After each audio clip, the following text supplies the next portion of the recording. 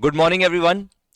So guys आज के class में हम लोग करने वाले हैं कंपनीज एक्ट 2013 का शेड्यूल 3 अपने को बताता है बैलेंस शीट का फॉर्मेट, पीएल का फॉर्मेट और नोट्स टू अकाउंट्स का फॉर्मेट।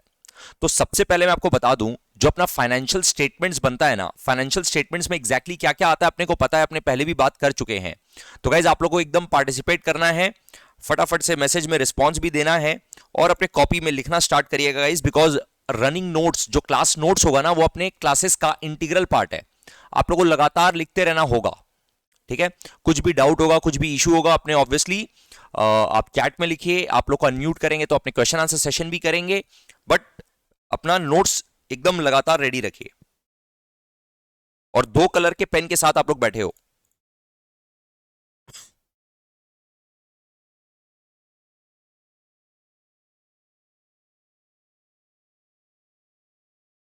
हेडिंग दीजिएगा financial statements.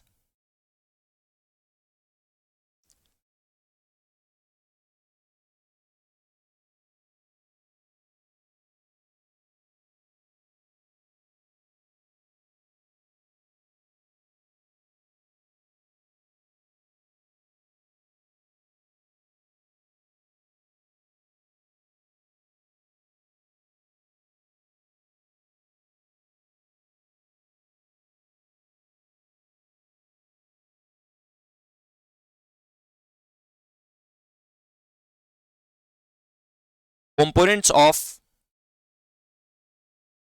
Financial statements are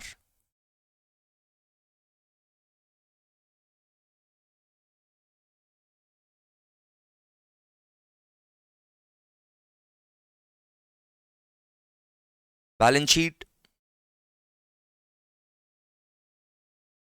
statement of profit and loss,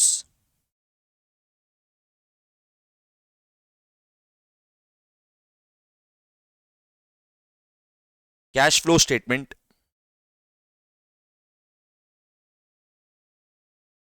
statement of changes in equity,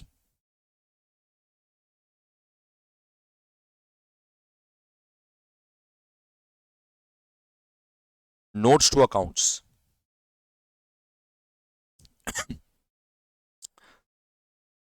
तो गाइज ये अपने बोल सकते हैं कि these 5 are the complete set of financial statements. अगर ये पांचों चीज है तो उसको बोलते हैं एक complete set of financial statements.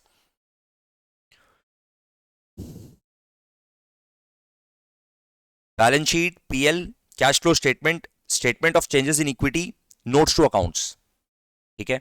इसमें से सर ऑब्वियसली अपने ये वाला बात पहले कर चुके हैं कि इंडिया में 2 set of standards are running currently. एक है अकाउंटिंग स्टैंडर्ड, दूसरा है इंड एस। एक है अकाउंटिंग स्टैंडर्ड्स, दूसरा है इंड एस। तो अपने जो फाइनल लेवल पर बातचीत करने वाले हैं वो सिर्फ और सिर्फ इंड एस का बातचीत करने वाले हैं। अकाउंटिंग स्टैंडर्ड लेवल का बातचीत ऑलरेडी इंटर लेवल तक हो चुका है। तो अब अपने अकाउंटिंग स्टैंडर्ड वाले लेवल का बातचीत अब हल्का फुल्का रिविजनरी तरीके से भले ही बात करेंगे, बट डिटेल डिस्कशन अपने जो करने वाले हैं वो सिर्फ और सिर्फ इंड एस वाला बातचीत करने वाले हैं। तो इंड एस के हिसाब से जो फाइनेंशियल स्टेटमेंट्स बनता है उसमें ये 5 कंपोनेंट होता है। अब सर ये 5 कंपोनेंट एग्जैक्टली बनेगा कैसे, इसको लेकर के अपने को गाइडेंस कौन देता है? Balance sheet, PL, statement of changes in equity और नोट्स टू अकाउंट्स। ये अपने बनाएंगे एज पर शेड्यूल 3 का डिवीजन 2। शेड्यूल 3 का डिवीजन 2 कैश फ्लो स्टेटमेंट बनता है as per Ind AS 7। Statement of cash flows ये अपने बनाएंगे एज पर इंड एस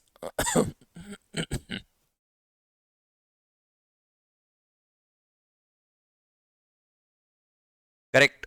तो गाइज एक बार फटाफट से आप लोग को याद दिलाने के लिए, वैसे तो अपने आज के क्लास में पढ़ने वाले हैं शेड्यूल 3 का डिवीजन 2, बट एक बार आप लोग को जस्ट याद दिलाने के लिए, जो आप लोग अभी तक फाइनेंशियल स्टेटमेंट्स देखे हो, जो आप लोग अभी तक बैलेंस शीट, पीएल जानते हो, उसको एक बार अच्छे से देखो। आप लोग ये वाला फॉर्मेट जानते हो ऑलरेडी। ऑब्जर्व करो, कंफर्म करो, यस सर ये वाला फॉर्मेट हम लोग का देखा हुआ है। सबसे पहले आप क्या लिखते थे? इक्विटी एंड लायबिलिटीज, और फिर लिखते थे असेट्स, इक्विटी एंड लाइबिलिटीज और असेट्स। इक्विटी एंड लाइबिलिटीज में share holder fund, non current liability, current liability, ये तीन आइटम होता था। Share holder fund, non current liability, current liability. और असेट्स के अंदर में टोटल नॉन करंट असेट्स और करंट असेट्स। और उसके अंदर सर फर्दर ब्रेकअप होता था शेयर होल्डर्स फंड के अंदर में, जैसे share capital, reserve and surplus, अगर money received against share warrant होता तो वो भी यहां पर आ जाता, right. Share application, money pending allotment. उसके बाद नॉन करंट लाइबिलिटीज के अंदर में सर वैसे तो 4 सबहेड्स होता है, बट एक सबहेड यहां पर नहीं होगा। अदर लॉन्ग टर्म लाइबिलिटीज यहां पर नहीं होगा, इस कंपनी में नहीं होगा, रिलायंस इंडस्ट्रीज लिमिटेड के बैलेंस शीट में नहीं दिख रहा है, क्योंकि रिलायंस इंडस्ट्रीज लिमिटेड में कोई भी अदर लॉन्ग टर्म लाइबिलिटीज वाला आइटम नहीं होगा। लॉन्ग टर्म बोरिंग है, डेफर्ड टैक्स लाइबिलिटीज है, लॉन्ग टर्म प्रोविजंस है। करंट लाइबिलिटी के अंदर में ये 4 आइटम होता है, चारों आइटम यहां पर आपको दिख रहा है। असेट्स में, असेट्स में नॉन करंट असेट्स के अंदर ये सारा आइटम, ये फिक्स्ड असेट्स। अब आज के दिन प्रॉपर्टी प्लांट एंड इक्विपमेंट बोला जाता है। ये हम थोड़ा सा पहले का पुराना वाला बैलेंस शीट खोले हैं, 15-16 वाला बैलेंस शीट खोले हैं, because Reliance industries limited is a big company, obviously अपने कंट्री का सबसे बड़ा कंपनी है, तो उसके ऊपर इंड एस एप्लीकेबल हो जाता है। 16-17 से मैंडेटरी हो गया था इंड एस एप्लीकेबल का अप्लाई करना, तो 16-17 से तो इंड एस लगा रहा है रिलायंस। तो रिलायंस अपना अकाउंटिंग स्टैंडर्ड वाला बैलेंस शीट लास्ट कब बनाया? वो अपना अकाउंटिंग स्टैंडर्ड वाला बैलेंस शीट लास्ट बनाया है 15-16 में। तो जब 15-16 में फिक्स्ड एसेट्स को फिक्स्ड एसेट्स ही बोला जाता था, उस समय तक उसका नाम प्रॉपर्टी प्लांट एंड इक्विपमेंट नहीं हुआ था, बट आज के दिन इसका नाम प्रॉपर्टी प्लांट एंड इक्विपमेंट हो चुका है। ठीक है, तो इस तरह से नॉन करंट असेट्स, उसके बाद करंट असेट्स। ये बैलेंस शीट का फॉर्मेट, ऐसा बैलेंस शीट का फॉर्मेट है जो हम लोग ऑलरेडी इंटर लेवल पे देख चुके हैं, जो हम लोग अकाउंटिंग स्टैंडर्ड्स के हिसाब से बनाते हैं। ये शेड्यूल 3 का डिवीजन 1 वाला फॉर्मेट है। हम आपको डिवीजन 2 के बारे में बातचीत करें उसके पहले एक बार डिवीजन 1 वाला फॉर्मेट दिखा देना चाहते हैं। लेट्स सी, देख लो। इक्विटी एंड लाइबिलिटीज के अंदर में शेयर होल्डर फंड के अंदर में ये तीन item, share application, money pending allotment, non current liabilities, long term borrowing, deferred tax liability, other long term liabilities, long term provisions. Current liabilities के अंदर में भी 4 सब हेड। फिर असेट्स के अंदर में नॉन करंट असेट्स और current assets. Non current assets के अंदर में 5 आइटम्स और करंट असेट्स के अंदर में 6 items. Correct, this is our format of balance sheet. एक बार फोकस करते हैं सिर्फ और सिर्फ बैलेंस शीट पे।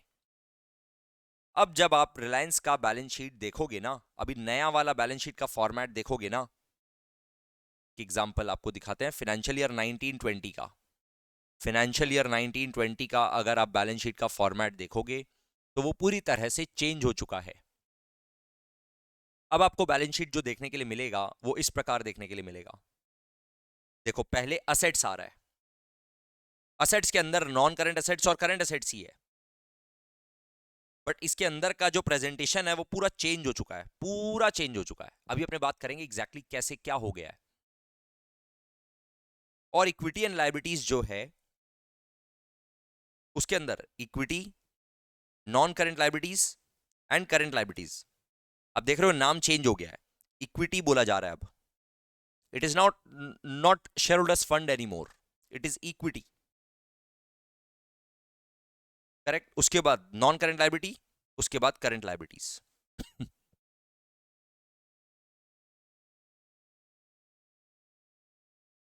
करेक्ट, तो सर इसका मतलब पहले, मतलब जो अकाउंटिंग स्टैंडर्ड्स वाला बैलेंस शीट है, जो शेड्यूल 3 का डिवीजन 1 वाला बैलेंस शीट है, शेड्यूल 3 का डिवीजन 1 वाला बैलेंस शीट में पहले आता है इक्विटी एंड लायबिलिटीज, उसके बाद आता है असेट्स वर्टिकल फॉर्मेट में।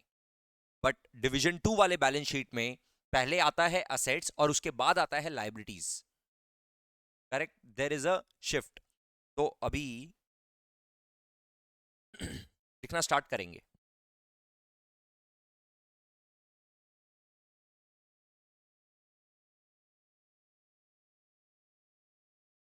फॉर्मेट ऑफ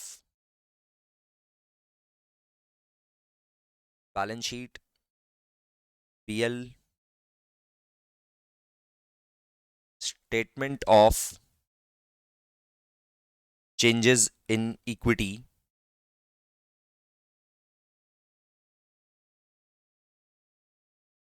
इसको हम लोग शॉर्ट में बोलेंगे SOCE. Balance sheet PL statement of changes in equity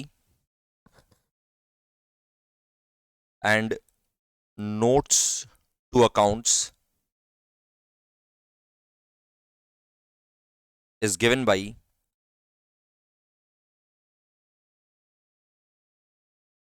Schedule 3 Division 2 of Companies Act 2013।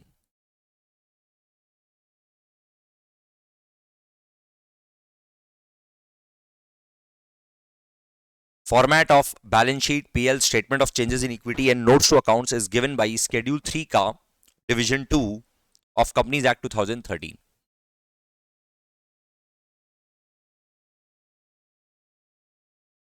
ठीक है, तो इसका मतलब सर आज के क्लास का अपना ऑब्जेक्टिव क्या है कि आज के क्लास में हम लोग पहले तो बैलेंस शीट का फॉर्मेट अच्छे से समझे, एक एक बात को अच्छे से डिटेल में समझे, बैलेंस शीट के फॉर्मेट में हम लोग को कंफर्ट हो, एंड वी विल ट्राई कि हम लोग पीएल का फॉर्मेट भी आज के क्लास में कवर कर पाए। ठीक है, बट पहला ऑब्जेक्टिव क्या है सर? बैलेंस शीट का फॉर्मेट। नेक्स्ट क्लास में हम लोग ऑब्वियसली पीएल वाला पोर्शन जो बच जाएगा वो कंप्लीट करेंगे और statement of changes in equity के बारे में बातचीत करेंगे।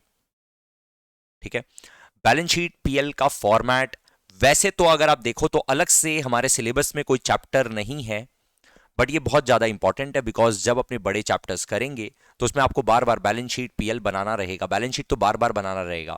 बैलेंस शीट का format I would say is more important, very very important. ठीक है, तो we are starting with balance sheet का format. Before we start the discussion, एक बार आप लोग अपने एंड से जस्ट एक लुक दो, फॉर्मेट को एक लुक दो। Everyone please look at the format once. यहां पे आपके स्क्रीन में ही खुला हुआ है, आप इसको चेक करो।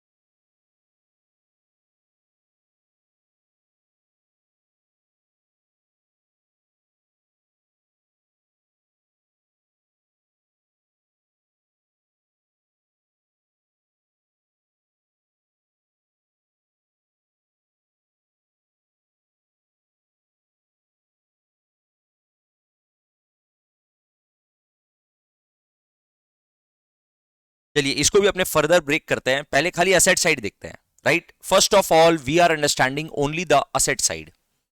असेट साइड को देखो ठीक से।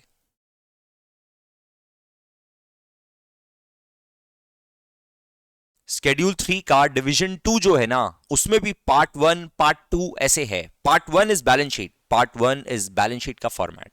तो अपने पहले देख रहे हैं बैलेंस शीट का format. Name of the company लिखिए, बैलेंस शीट कौन से दिन का है, एज एट विच डेट लिखिए। यहां पे रुपीज इन लैक्स या करोड़, सर राउंडिंग ऑफ करना जरूरी हो गया, आज के दिन राउंडिंग ऑफ करना मैंडेटरी हो गया है। But exam point of view से अगर हम लोग बात करें तो हम लोग राउंडिंग ऑफ तब तक नहीं करेंगे जब तक क्वेश्चन में दिया ना हो। तो हम लोग पूरा पूरा नंबर्स लिखेंगे। हम लोग को अगर किसी क्वेश्चन में बैलेंस शीट बनाना है तो हम लोग उस बैलेंस शीट में जो नंबर्स लिखेंगे पूरा पूरा अमाउंट लिखेंगे, फुल अमाउंट लिखेंगे। बट आज के दिन ये मैंडेटरी हो चुका है कि राउंडिंग ऑफ करना ही पड़ता है। राउंडिंग ऑफ का क्या रूल है ये अपने बाद में बात करेंगे। कि कैसे राउंडिंग ऑफ करना है सर, राउंडिंग ऑफ इन हंड्रेड्स करें, मतलब रुपीज इन हंड्रेड्स लिखें, कि रुपीज इन थाउजेंड्स लिखें, कि रुपीज इन लाख लिखें, कि रुपीज इन करोड़ लिखें, कि रुपीज इन मिलियंस लिखें, कैसे लिखें, इसको लेकर के भी रूल है, शेड्यूल 3 में बोला हुआ है। इसको लेकर के अपने बातचीत थोड़ा बाद में करेंगे, अभी इंपॉर्टेंट बात पहले करते हैं। क्या बोला? Particulars, note number, figures as at the end of the current reporting period, और आपको कंपैरेटिव देना पड़ता है प्रीवियस रिपोर्टिंग पीरियड का, figures as at the end of the previous reporting period. ठीक है, आपको सबसे पहले दिया असेट्स। असेट्स में ऑब्वियसली नॉन करंट असेट्स है और करंट असेट्स है, non current assets and current assets. अब नॉन करंट असेट्स के अंदर में देखिए, अभी अपने खाली असेट साइड देख रहे हैं गाइस, पूरा focus on the asset side. Liability side is very very easy. Asset side में अगर कंट्रोल आ गया, लाइबिलिटी साइड तो ऐसे ही हो जाएगा।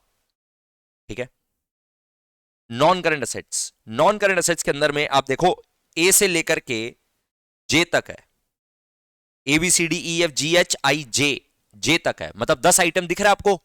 एकदम घबराने का नहीं है, बहुत आराम से अब आज के क्लास में ही आपके फिंगर टिप्स पे होगा।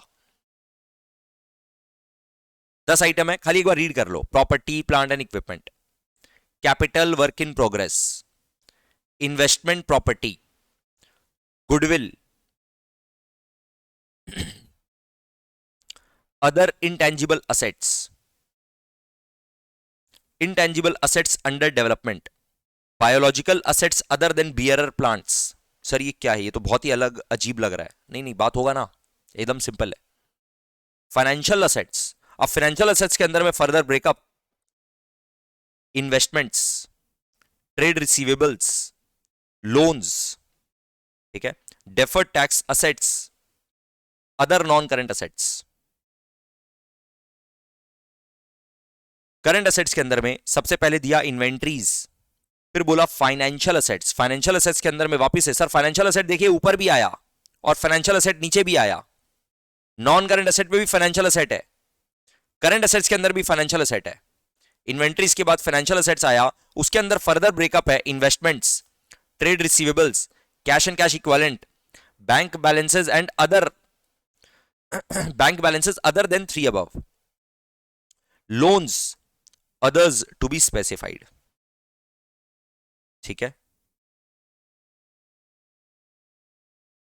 फिर करंट टैक्स असेट्स, फिर other current assets, total assets आपको मिल गया। ठीक है, सिर्फ असेट साइड देखना है। नाउ गाइज, अभी आप लोग को लिखना नहीं है, ऑब्जर्व करना है।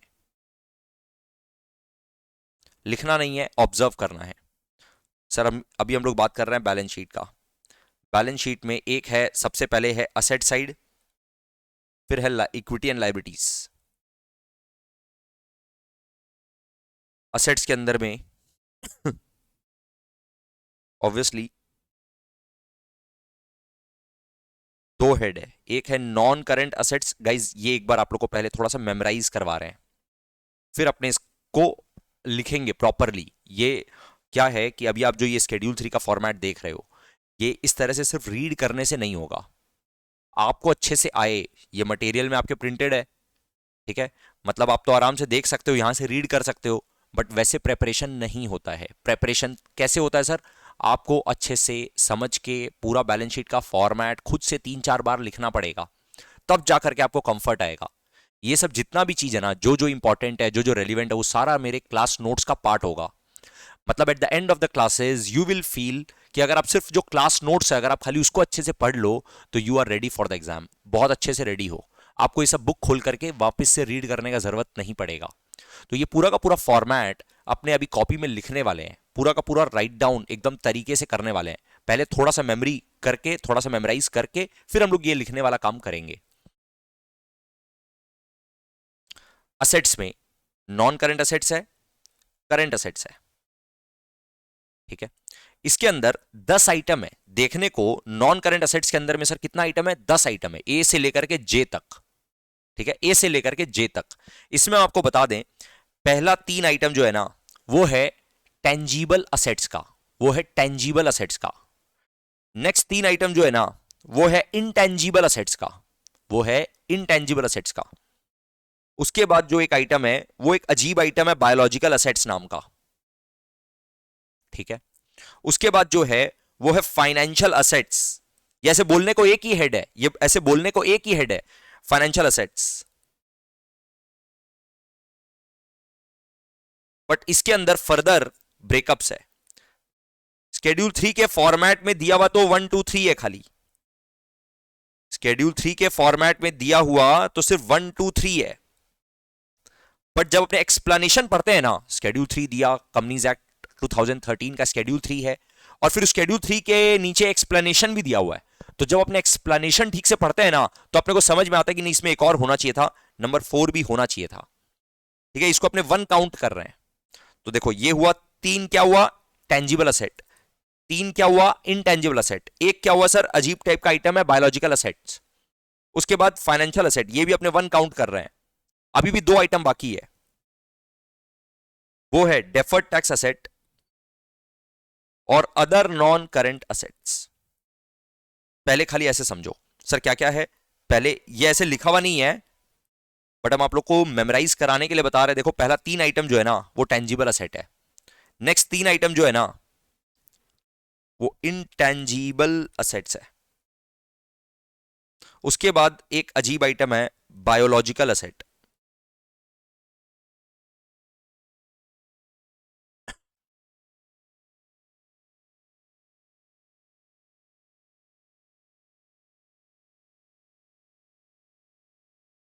फिर है फाइनेंशियल असेट्स, उसके अंदर फर्दर ब्रेकअप है 4, फिर है डेफर्ड टैक्स असेट, फिर है other non current asset.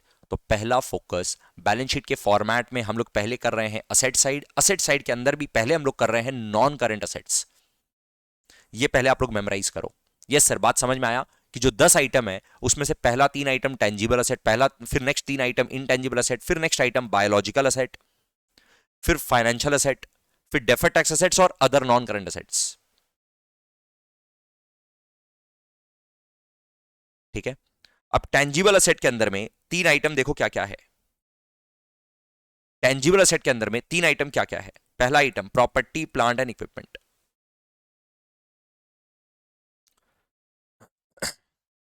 Capital work in progress, investment property.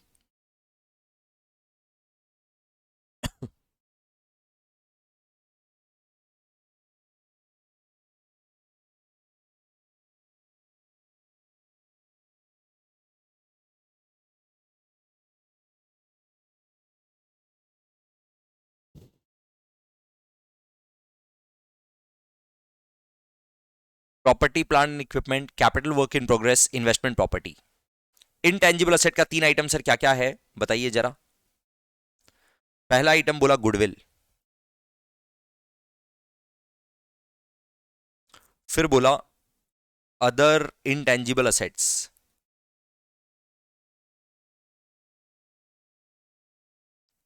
फिर बोला intangible asset under development, intangible asset under development.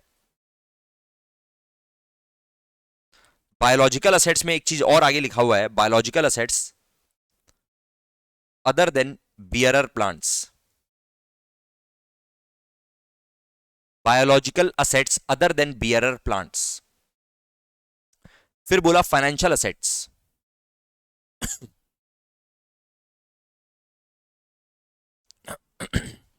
इसके अंदर पहले बोला इन्वेस्टमेंट्स, फिर बोला ट्रेड रिसीवेबल्स, फिर बोला लोन्स, मतलब जो लोन दिया हुआ है, obviously loan given is a asset. Sir exactly financial asset किसको बोलते हैं, ये सब बहुत डिटेल में बातचीत होगा। ठीक है, अभी पहला ऑब्जेक्टिव क्या है, बैलेंस शीट का फॉर्मेट थोड़ा सा मेमोराइज हो, फिर अपने एक एक करके एक एक आइटम को समझें।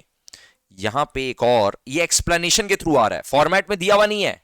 Other financial assets, other financial assets, others, या फिर इसको एकदम शॉर्ट में लिख सकते हैं अदर्स, क्योंकि ये फॉर्मेट के अंदर नहीं दिया हुआ है। ये एक्सप्लेनेशन से समझ में आ रहा है कि यहां पर एक और आइटम को ऐड किया जा सकता है। करेक्ट। उसके बाद डेफर्ड टैक्स असेट और फिर आ गया नॉन करंट असेट, ये भी एक एक आइटम हो गया। तो इस तरह से आपका ए से लेकर के जे तक हो चुका है।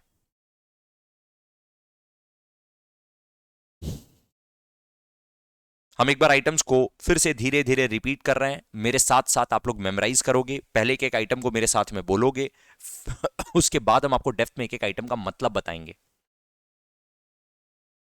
सर देखिए, नॉन करंट असेट्स के अंदर में अपने को ऐसे मेमोराइज करना चाहिए कि पहले टेंजिबल असेट्स का 3 आइटम, फिर इनटेंजिबल असेट का 3 आइटम, फिर एक बायोलॉजिकल असेट्स बोल के एक आइटम है वो, फाइनेंशियल असेट्स। हाँ सर, अंडरस्टूड कि उसके अंदर और फर्दर 4 सब ब्रेकअप है, बट फाइनेंशियल असेट्स आता है उसके बाद, और उसके बाद defer tax assets and other non current assets. Correct.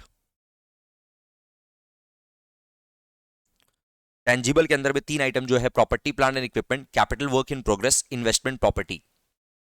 Intangible assets के अंदर में जो 3 आइटम है वो है goodwill, other intangible assets, intangible asset under development,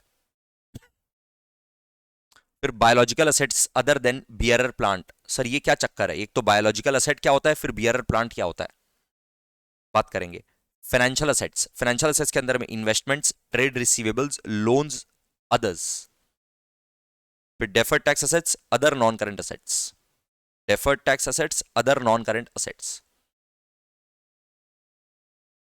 अब आप लोग एक बार अपने आप रीड करिए, खुद से कंफर्म करिए कि यस सर, हम लोग को मोटा मोटी मेमोराइज हो गया है, आइडिया लग चुका है कि नॉन करंट असेट्स के अंदर में क्या सीक्वेंस है, ए से लेकर के जे तक कैसे आइटम्स आता है।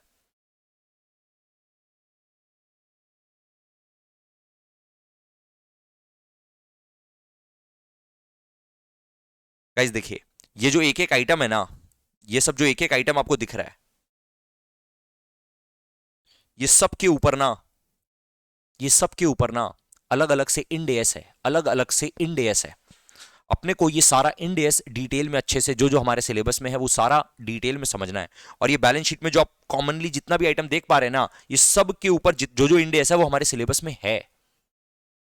ठीक है, तो अब सुनो, टेंजिबल असेट्स के अंदर में जो ये प्रॉपर्टी प्लांट एंड इक्विपमेंट आ रहा है ना, ये जो प्रॉपर्टी प्लांट एंड इक्विपमेंट आ रहा है, ये जो आप लोग ऑलरेडी इंटर लेवल में जो अकाउंटिंग स्टैंडर्ड 10 पढ़े हो, उसी का कॉरेस्पॉन्डिंग इंडेस 16 है, इंडेस 16, जो ये दोनों के बारे में बात करेगा। राइट, इन्वेस्टमेंट प्रॉपर्टी के लिए एक अपना अलग इंडेस है, बट ये दोनों के बारे में इंडेस 16 बात करेगा। जो अपना अकाउंटिंग स्टैंडर्ड 10 था ना, एकदम वैसा का वैसा अकाउंटिंग स्टैंडर्ड 10 के जैसा, जिसमें आप plant and machinery, land and building वगैरह जो आपका प्रॉपर्टी प्लांट एंड इक्विपमेंट है, बिल्डिंग अंडर कंस्ट्रक्शन अगर है तो वो कैपिटल वर्क इन प्रोग्रेस है, ये सब उसके अंदर आ जाता है। सर इन्वेस्टमेंट प्रॉपर्टी क्या होता है, देखो इन्वेस्टमेंट प्रॉपर्टी क्या होता है कि इन्वेस्टमेंट्स किसको बोलते हैं, what do you mean by investments. Investments का मतलब कोई एक ऐसा असेट जिसके बेसिस पर आप इनकम अर्न करने का इंटेंशन रखते हो, an asset held for earning income by way of interest, dividend या कैपिटल अप्रिसिएशन या रेंट इनकम। मतलब आपके पास अगर कोई ऐसा असेट है जिससे आपको इंटरेस्ट का इनकम आएगा, जिससे आपको डिविडेंड का इनकम आएगा, जिससे आपको रेंट का इनकम आएगा, या आप उस असेट को इसलिए हेल्ड कर रहे हैं, आप उस असेट को इसलिए होल्ड कर रहे हैं सो दैट उसका कैपिटल अप्रिसिएशन हो जाए, सो दैट उसका वैल्यू अप्रिशिएट हो जाए, तो आपको बेनिफिट हो जाए। कोई भी ऐसा असेट होता है ना, उसको बोलते हैं इन्वेस्टमेंट के लिए होल्ड किया हुआ असेट, इन्वेस्टमेंट के लिए होल्ड किया हुआ असेट। तो अब ध्यान से सुनो, आपके पास एक लैंड एंड बिल्डिंग है, आपके पास एक लैंड एंड बिल्डिंग है, उस लैंड एंड बिल्डिंग नाम के असेट को आप प्रॉपर्टी प्लांट एंड इक्विपमेंट बोलोगे या इन्वेस्टमेंट प्रॉपर्टी बोलोगे, बोलो क्या बोलोगे, आप उसको प्रॉपर्टी प्लांट एंड इक्विपमेंट बोलोगे या इन्वेस्टमेंट प्रॉपर्टी बोलोगे, क्या बोलोगे उस लैंड एंड बिल्डिंग को। सर देखना पड़ेगा कहां फॉल करता है। अगर प्रॉपर्टी प्लांट एंड इक्विपमेंट के केस में क्या बोलता है इंडेस, इंडेस 16 बोलता है property plant and equipment is an asset which is held for use in the business, held for use in the business, ध्यान से समझो, property plant and equipment is an asset which is held for use in the business. तो अगर वो land and building आप business में use कर रहे हो, मतलब उसमें आपका क्या तो एडमिन ऑफिस है या फिर आपका कोई और ऑफिस, आपका गोडाउन है, अगर आप उसको बिजनेस के day to day business operations में यूज कर रहे हो, तब तो वो प्रॉपर्टी प्लांट एंड इक्विपमेंट है। लेकिन अगर आप उसको यूज नहीं कर रहे हो, आप उस लैंड एंड बिल्डिंग को होल्ड कर रहे हो, क्यों, सो दैट आप उससे रेंटल इनकम कमा सको, सो दैट आप उसका कैपिटल अप्रिसिएशन का बेनिफिट ले सको, उस बिल्डिंग का वैल्यू बढ़ेगा, लैंड का वैल्यू बढ़ेगा, तो उससे आप कैपिटल अप्रिसिएशन कमा सको, तब फिर वो बन जाएगा आपका इन्वेस्टमेंट प्रॉपर्टी। बस ये डिफरेंस है। Sir basically land and building यहां भी आ सकता है अगर यूज हो रहा है तो, और लैंड एंड बिल्डिंग यहां भी आ सकता है अगर उसको एज एन इन्वेस्टमेंट होल्ड किया हुआ है तो। देखना पड़ेगा कि वो कौन से डेफिनेशन में फॉल कर रहा है, राइट। इसका मतलब सर टेंजिबल एसेट तो बड़ा सिंपल हो गया, property plant and equipment, capital work in progress और investment property. Correct sir, tangible asset हम लोग को समझ में आया। अब हम लोग नेक्स्ट बात कर रहे हैं सर इनटेंजिबल एसेट्स का। अब हम लोग बात कर रहे हैं नेक्स्ट इनटेंजिबल एसेट का। इनटेंजिबल एसेट में सबसे पहले बोला गुडविल, इनटेंजिबल एसेट में सबसे पहले बोला गुडविल। गुडविल को लेकर के सर बहुत जगह जगह हम लोग अलग अलग तरीके से बातचीत करने वाले हैं। सबसे ज्यादा तो जब हम लोग इंड एस 103 पढ़ेंगे, इंड एस 110 पढ़ेंगे, बिजनेस कॉम्बिनेशन और कंसोलिडेशन पढ़ेंगे, तो वहां पर आप देखोगे कि गुडविल कैसे अराइज होता है। उस गुडविल को यहां पर दिखाना पड़ता है। इनफैक्ट इनटेंजिबल एसेट्स के अंदर में बाकी इनटेंजिबल एसेट को बाद में रखा गया है। बोला पहले गुडविल मेरे को अलग से बता दो, पहले गुडविल अलग से बता दो, राइट। तो सबसे पहले गुडविल बताया जाता है, उसके बाद बताया जाता है कि कोई और इंटेंजिबल एसेट है क्या, ट्रेडमार्क, पेटेंट, कॉपीराइट, सॉफ्टवेयर, ये सब अगर आपका है कोई तो वो उसके बाद में बता दो अदर इंटेंजिबल एसेट्स क्या है।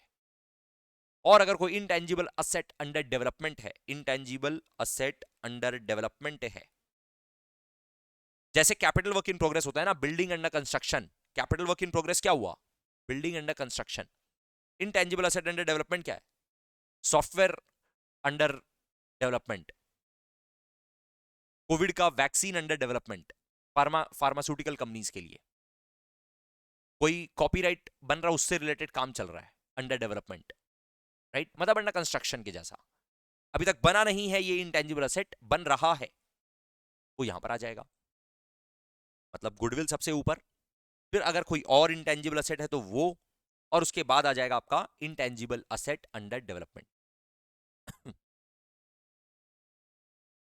उसके बाद देखो क्या बोला, biological asset other than bearer plant. अब ये वाला बात समझने के लिए थोड़ा सा फोकस आपको करना पड़ेगा, नया बात है आप लोग के लिए, इंटरेस्टिंग बात है, बहुत मजा आएगा आप लोग को समझ के सुन के।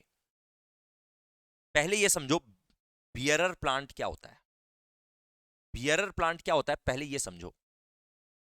बियरर प्लांट का मतलब आप ऐसे मान लो जैसे ऑरेंज ऑर्चार्ड है, राइट, टी लीव्स है, टी लीव्स है, राइट। आप टी गार्डन गए हो, टी गार्डन गए हो, या फिर आप ऑरेंज का ऑर्चार्ड में गए हो, मैंगो ऑर्चार्ड समझ लो, चलो मैंगो प्लांटेशन, एप्पल का प्लांटेशन, एप्पल ऑर्चार्ड, ठीक है। वहां पर वो सब प्लांटेशन में क्या होता है, वो सब प्लांटेशन में क्या होता है, जैसे एप्पल ट्री है, एप्पल ट्री में एप्पल आया, एप्पल उगा, उसके बाद उस एप्पल को कट कर दिए, वापिस से उसमें वापिस से एप्पल आ गया, फिर उसको कट करके यूज कर रहे हैं अपने। तो उस प्लांट में, उस प्लांट का देखभाल करना पड़ता है, उस प्लांट का हार्वेस्टिंग करते रहना पड़ता है कई कई सालों तक, और कई कई सालों तक वो वाला प्लांट एप्पल देता ही जाता है, देता ही जाता है, साल दर साल, जब जब सीजन आता है एप्पल का तब तब वो एप्पल देता जाता है। उसी तरह से ऑरेंज ऑर्चार्ड, उसी तरह से टी लीव्स, ठीक है। मतलब फॉर मोर देन 1 ईयर उसमें प्लांटेशन आता जाता है, आप उसका देखभाल करते रहो, उसको प्रॉपर आप मेंटेन करते रहो, और वो आपको फ्रूट्स देता रहता है। इसी तरह से टी गार्डन में भी यही होता है, राइट। बट कुछ कुछ क्रॉप्स क्या होता है, एनुअल क्रॉप्स होता है, जैसे वीट है, जैसे शुगर केन है, उसके प्लांट को काट दिया जाता है, फिर नया प्लांट वापस से उगता है, करेक्ट। दोनों में डिफरेंस को समझो। अब सुनो बियरर प्लांट किसको बोलते हैं। Bearer plant is a plant which gives fruits which can be sold and जिससे आप इकोनॉमिक बेनिफिट कमाओगे, ठीक है। और उस प्लांट का लाइफ, आप उस प्लांट को कट करके नहीं बेच दोगे, ध्यान से समझना। एप्पल प्लांट है, Apple plant is giving you the agricultural produce, क्या दे रहा है सर, एप्पल दे रहा है।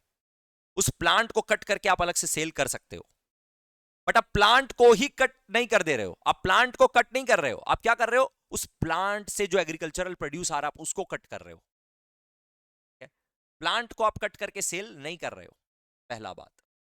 दूसरा बात, उस प्लांट का लाइफ मोर देन 1 ईयर है, more than 12 months, more than 1 year है, अपने को पता है Ind AS 16 property plant and equipment ऐसा बोलता है, property plant and equipment Ind AS 16 बोलता है। ये बात क्या बोलता है कि आप प्लांट को ना एक मशीनरी की तरह देखिए। इस एप्पल प्लांट को आप एक मशीनरी की तरह देखिए। इस मशीनरी को आप मेंटेन किए जा रहे हैं और ये आपको मैन्युफैक्चर करके एप्पल दिए जा रहा है।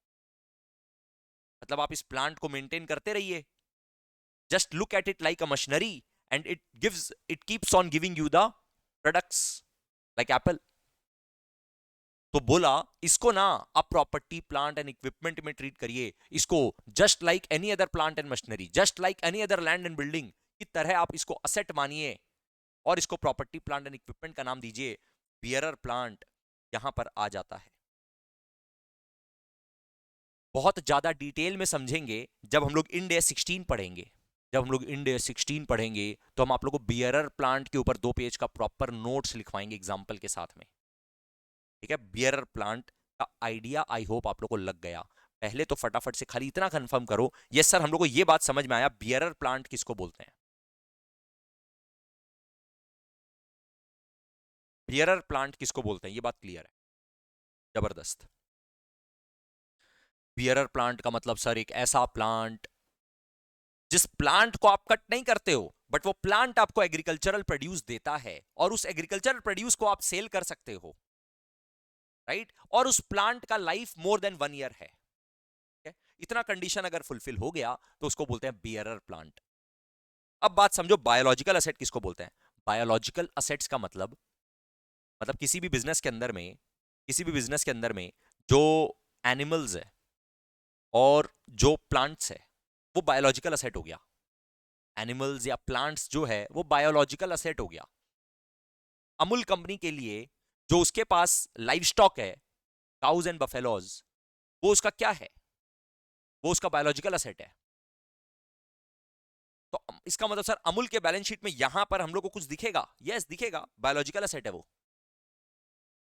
और जो एनुअल क्रॉप्स होते हैं जिसका लाइफ 1 साल से कमती होता है, जो बियरर प्लांट नहीं बन पाया है तो प्लांट बट बियरर प्लांट नहीं है। सब बियरर प्लांट क्यों नहीं है, बियरर प्लांट इसलिए नहीं है बिकॉज उस प्लांट को ही कट कर दिया जाता है पहला बात तो, या फिर उसका लाइफ 1 साल से ज्यादा नहीं है, राइट। जैसे वीट, जैसे शुगर केन, उनको कट करके बेच दिया जाता है, उनका लाइफ 1 साल से ज्यादा है ही नहीं, वो तो सीजनल है, नेक्स्ट सीजन वापस से नया प्लांट उगेगा, राइट। इसका मतलब वो बियरर प्लांट नहीं है। तो other than the bearer plant बाकी जितने प्लांट है, बाकी जितने प्लांट है other than the bearer plant वो क्या है, वो बायोलॉजिकल असेट्स है। बायोलॉजिकल असेट तो बियरर प्लांट भी है। अभी ध्यान से देखो, नो हड़बड़ी, जस्ट इजी तरीके से देखो, लिखना नहीं है आप लोग को, सिर्फ देखना है। बायोलॉजिकल असेट में सर एनिमल्स और प्लांट्स दोनों आते हैं। प्लांट में 2 कैटेगरी है, अदर देन बियरर प्लांट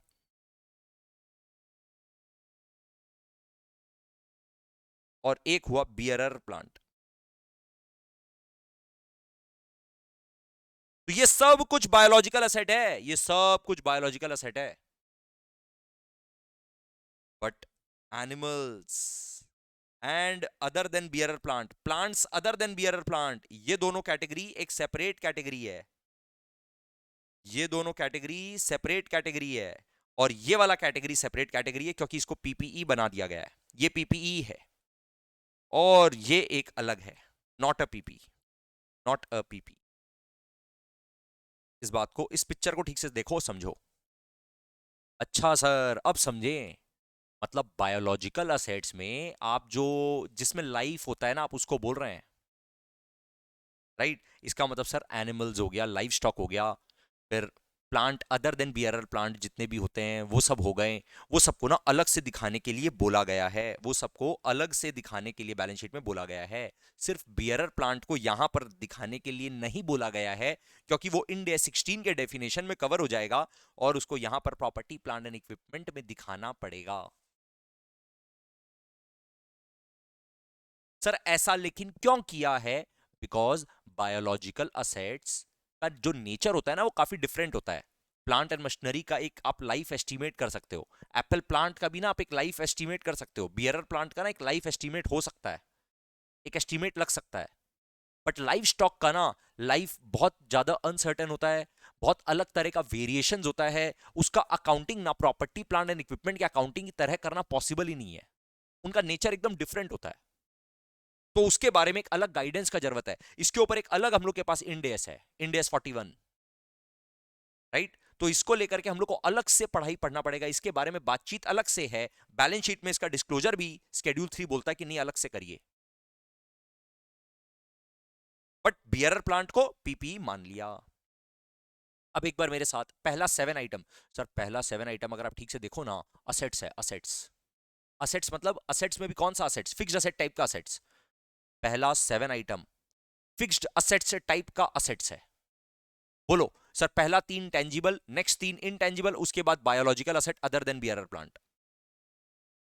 फिर से 7 आइटम पूरा लाइन से, property plant and equipment, capital work in progress, investment property, goodwill, other intangible asset, intangible asset under development, biological asset other than bearer plant, biological assets other than bearer plants. Done sir, done. ये वाला बात समझ में आया, यहां तक का बात समझ में आया। अब बात करते हैं फाइनेंशियल असेट्स का। अब बात करते हैं फाइनेंशियल असेट्स का। सबसे पहले तो ये समझो फाइनेंशियल असेट्स क्या होता है। सर फाइनेंशियल इंस्ट्रूमेंट्स बोल के हम लोग एक बड़ा चैप्टर पढ़ने वाले हैं, इसमें मेनली हम लोग बातचीत करेंगे इंड एस 109 का। इंड एस 109 बताता है कि फाइनेंशियल असेट क्या होता है, फाइनेंशियल लायबिलिटी क्या होता है, राइट। क्योंकि बड़ा चैप्टर है, क्योंकि बहुत सारे कंडीशंस है, क्योंकि बहुत सारा बात समझना है, तो अभी उतना डिटेल डिस्कशन तो हम लोग कर नहीं सकते हैं। अभी हम आपको एकदम शॉर्ट में सो दैट आप आज का बात समझ पाओ, इसलिए हम आपको खाली एकदम छोटा सा बात बोलेंगे कि फाइनेंशियल असेट किसको बोलते हैं। फाइनेंशियल असेट्स का मतलब आप ऐसे मान लो, contractually you have anything receivable, if as per a particular contract you have anything receivable, then that is a financial asset. Sir क्या ये कंप्लीट डेफिनेशन है? बिल्कुल भी नहीं। पर क्या ये सर समझने के लिए एक बार एनफ है? यस। फाइनेंशियल एसेट किसको बोलते हैं sir?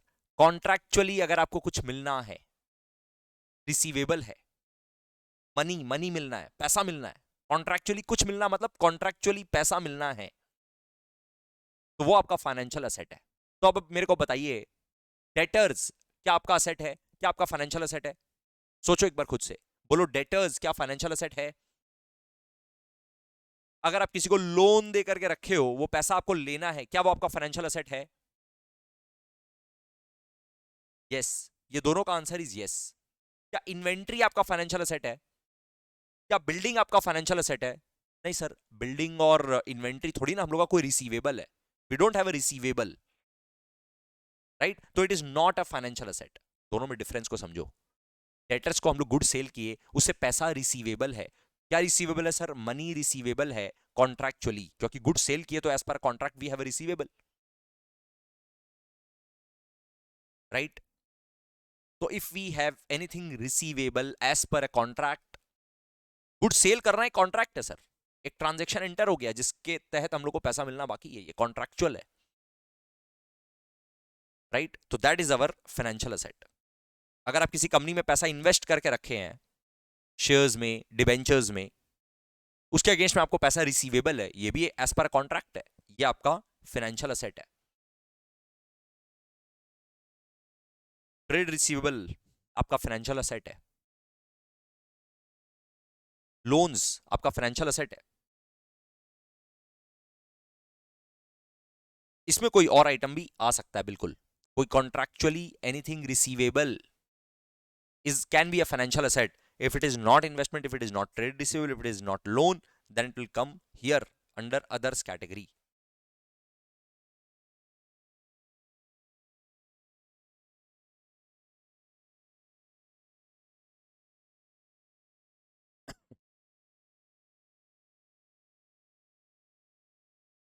Clear? Sir financial asset का मतलब हम लोग को समझ में आया, बट एक बात बताइए, फाइनेंशियल एसेट आप यहाँ पर भी लिखे हैं, और हम लोग जब फॉर्मेट देख रहे थे हम लोग ध्यान ध्यान दिए थे कि फाइनेंशियल एसेट करंट एसेट्स के अंदर भी है।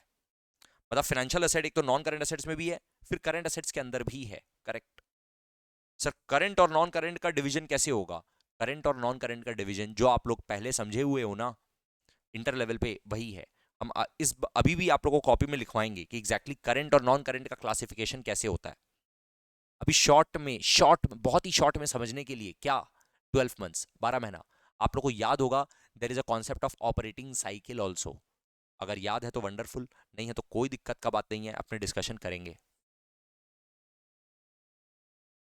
राइट तो अभी इतना मानो कि सर करंट का मतलब शॉर्ट टर्म, नॉन करंट का मतलब लॉन्ग टर्म।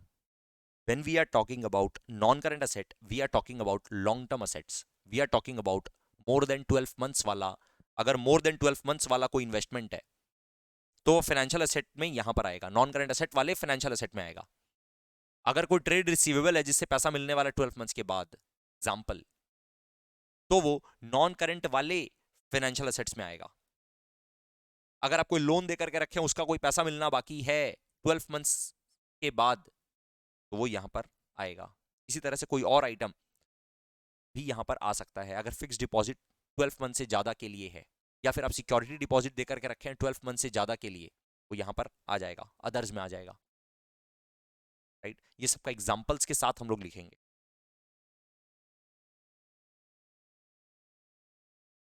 अब सर डेफर्ड टैक्स क्या होता है? ये अपना इंड एस 12 है, इनकम टैक्सेस। उसमें अपने देखेंगे कि एग्जैक्टली डेफर्ड टैक्स कैसे अराइज होता है, डेफर्ड टैक्स कैसे आता है। राइट अकाउंटिंग स्टैंडर्ड 22 है, कॉरेस्पॉन्डिंग अकाउंटिंग स्टैंडर्ड 22 है। इंड एस में अपना 12 है, इंड एस 12 है, इनकम टैक्सेस। उसमें अपने को पता चलेगा कि एग्जैक्टली डेफर्ड टैक्स कैसे आता है। Deferred tax is actually not a receivable. Deferred tax asset is not a receivable, it is not a contractual anything receivable. तो फिर उसको अलग से रखा गया, क्योंकि उसको भी असेट साइड में लेके आना था, तो उसको यहां पर रख दिया।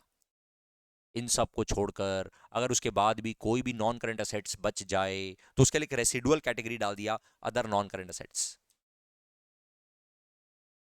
एग्जाम्पल सर, इसका एग्जाम्पल क्या होगा?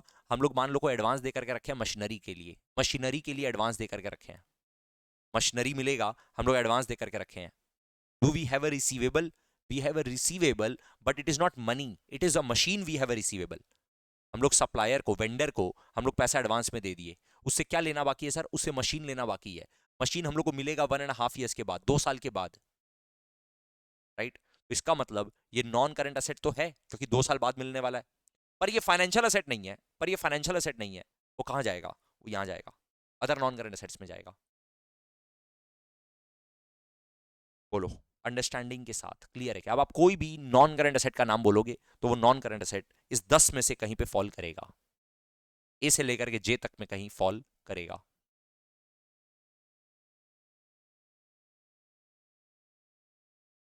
इसी तरह से आओ हम लोग एक बार करंट असेट्स भी देख लें, करंट असेट्स भी देख लें।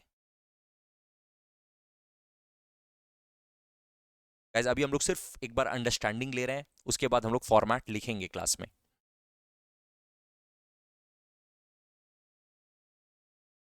आप एक बार अगर फॉर्मेट देखना चाहते हो वापिस से करंट असेट का, सर नॉन करंट असेट का बातचीत हम लोग कर लिए, करंट असेट का अगर फॉर्मेट देखना चाहते हो फटाफट से देखो।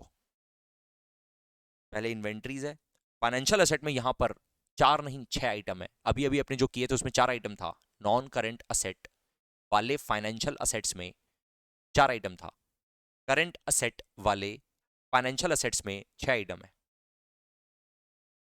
सर 2 एक्स्ट्रा क्या आ गया, बात करेंगे। बाकी 4 तो सेम टू सेम है, बाकी 4 तो सेम है, एकदम सिमिलर है। 2 नया क्या आ गया, बात करेंगे। और फिर क्या है sir? Current tax assets, other current assets, current tax assets और other current assets.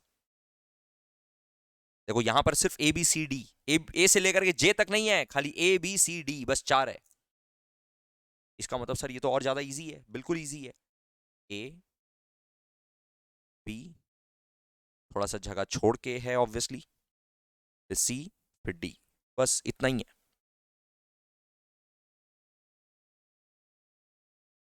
Current assets के अंदर में, करंट एसेट्स में बोला सबसे पहले लिख दो इन्वेंट्रीज, फिर बोला लिखो फाइनेंशियल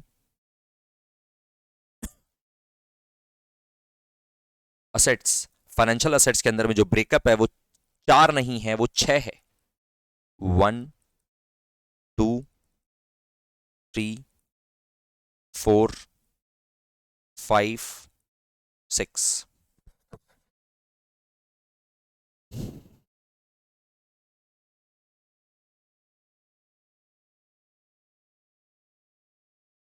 सर क्या है वो 6 आइटम, बात करेंगे ना।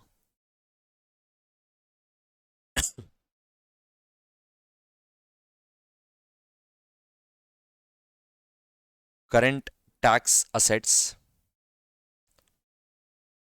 अदर करंट असेट्स, बस इतना ही है।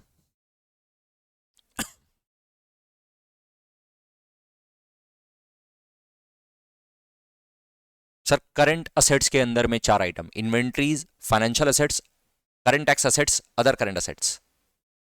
सर ये तो बड़ा सिंपल है। अब देखिए ना, जो पहला 7 आइटम फिक्स्ड असेट्स से रिलेटेड था, नॉन करंट असेट में पहला 7 आइटम, नॉन करंट असेट्स में पहला 7 item related to fixed assets था। फिक्स्ड असेट्स अपने को हमेशा से पता है कि लॉन्ग टर्म ही होता है सर, तो जब वो लॉन्ग टर्म में होता है तो वो तो खाली नॉन करंट में ही आना चाहिए था। करंट में इन्वेंट्रीज आ गया, क्योंकि इन्वेंट्रीज हमेशा करंट असेट होता है। इन्वेंट्रीज हमेशा करंट असेट के डेफिनेशन में फॉलो होता है। नहीं सर, कभी बाई चांस मान लीजिए एक ऐसा इन्वेंट्री हुआ which is expected to be sold after 12 months, by chance, बहुत ही रेयर केस है, सिर्फ और सिर्फ थियोरिटिकल केस है, सिर्फ और सिर्फ थियोरिटिकल केस है। कोई बोलता है कि नहीं नहीं मेरे पास एक ऐसा फिनिश गुड्स है जो हम 3 साल बाद बेचेंगे, एक्सेप्शनल केस है, तो वो यहां पर आ जाएगा नॉन करंट असेट्स के अंदर में, अदर नॉन करंट असेट्स में आ जाएगा। अगर आप उसको क्लासिफाई कर रहे हो कि नहीं नहीं ये तो नॉन करंट असेट है, तो नॉन करंट असेट में वो किसी में भी फॉल कर सकता है, और अगर कहीं फॉल नहीं किया तो वो अदर नॉन करंट असेट में आ जाएगा। But otherwise in general inventories are current assets, तो सबसे पहले इन्वेंट्रीज को रखा गया, सबसे पहले इन्वेंट्रीज को रखा गया। उसके बाद फाइनेंशियल असेट तो सेम है सर, फाइनेंशियल असेट्स का मतलब money received contractually, money receivable contractually, as per contract we have a money receivable, तो ये फाइनेंशियल असेट हो गया। तो सर यहां पर देखो इन्वेस्टमेंट्स जो अपने ऊपर भी लिखे हैं, फिर ट्रेड रिसीवेबल्स, फिर जो 2 आइटम था ना वो लास्ट 2 आइटम है, जो ऊपर का लास्ट 2 आइटम है वही यहां पे भी लास्ट 2 आइटम है, क्या, लोन्स, फिर अदर्स। सर यहां पे ये 2 नया आइटम क्या आ गया, एकदम सिंपल, जो आप हमेशा से जानते हो, जो आप हमेशा से जानते हो, cash and cash equivalent, other bank balances. Cash and cash equivalent और other bank balances. Sir bank balance तो already cash and cash equivalent में आ जाता है, बिल्कुल, bank balance cash and cash equivalent में आ जाता है, करेक्ट। बट कुछ बैंक बैलेंस ऐसा भी होता है जो कैश एंड कैश इक्विवेलेंट का पार्ट नहीं बन पाता है, तो उसको बोलते हैं अदर बैंक बैलेंसेस। देखो ना, इसीलिए अदर बैंक बैलेंसेस लिखा हुआ है, क्योंकि इन जनरल तो bank balance cash and cash equivalent में आ जाता है। सर इसका क्या चक्कर है, नहीं समझ में आ रहा है, सुनो सुनो बात को सुनो। Fix deposit, fix deposit, fix deposit का अगर मैच्योरिटी लेस देन 3 मंथ्स है तो वो कैश एंड कैश इक्विवेलेंट है, कैश एंड कैश इक्विवेलेंट है। अगर फिक्स डिपॉजिट का maturity greater than 3 months but less than 12 months है, इसको बोलते हैं other bank balance.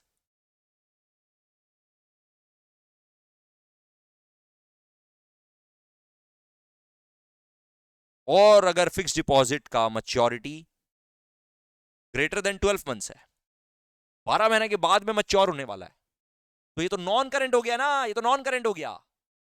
Non current में कहां जाएगा सर, क्योंकि it is a bank balance which is a receivable, money receivable as per contract. Fix deposit आप जो करा कर रखे हैं ये भी कॉन्ट्रैक्ट है, इसके अगेंस्ट में आपका मनी रिसीवेबल है, तो ये फाइनेंशियल एसेट हो गया। फाइनेंशियल एसेट में ये अदर फाइनेंशियल एसेट हो जाएगा, under other financial asset,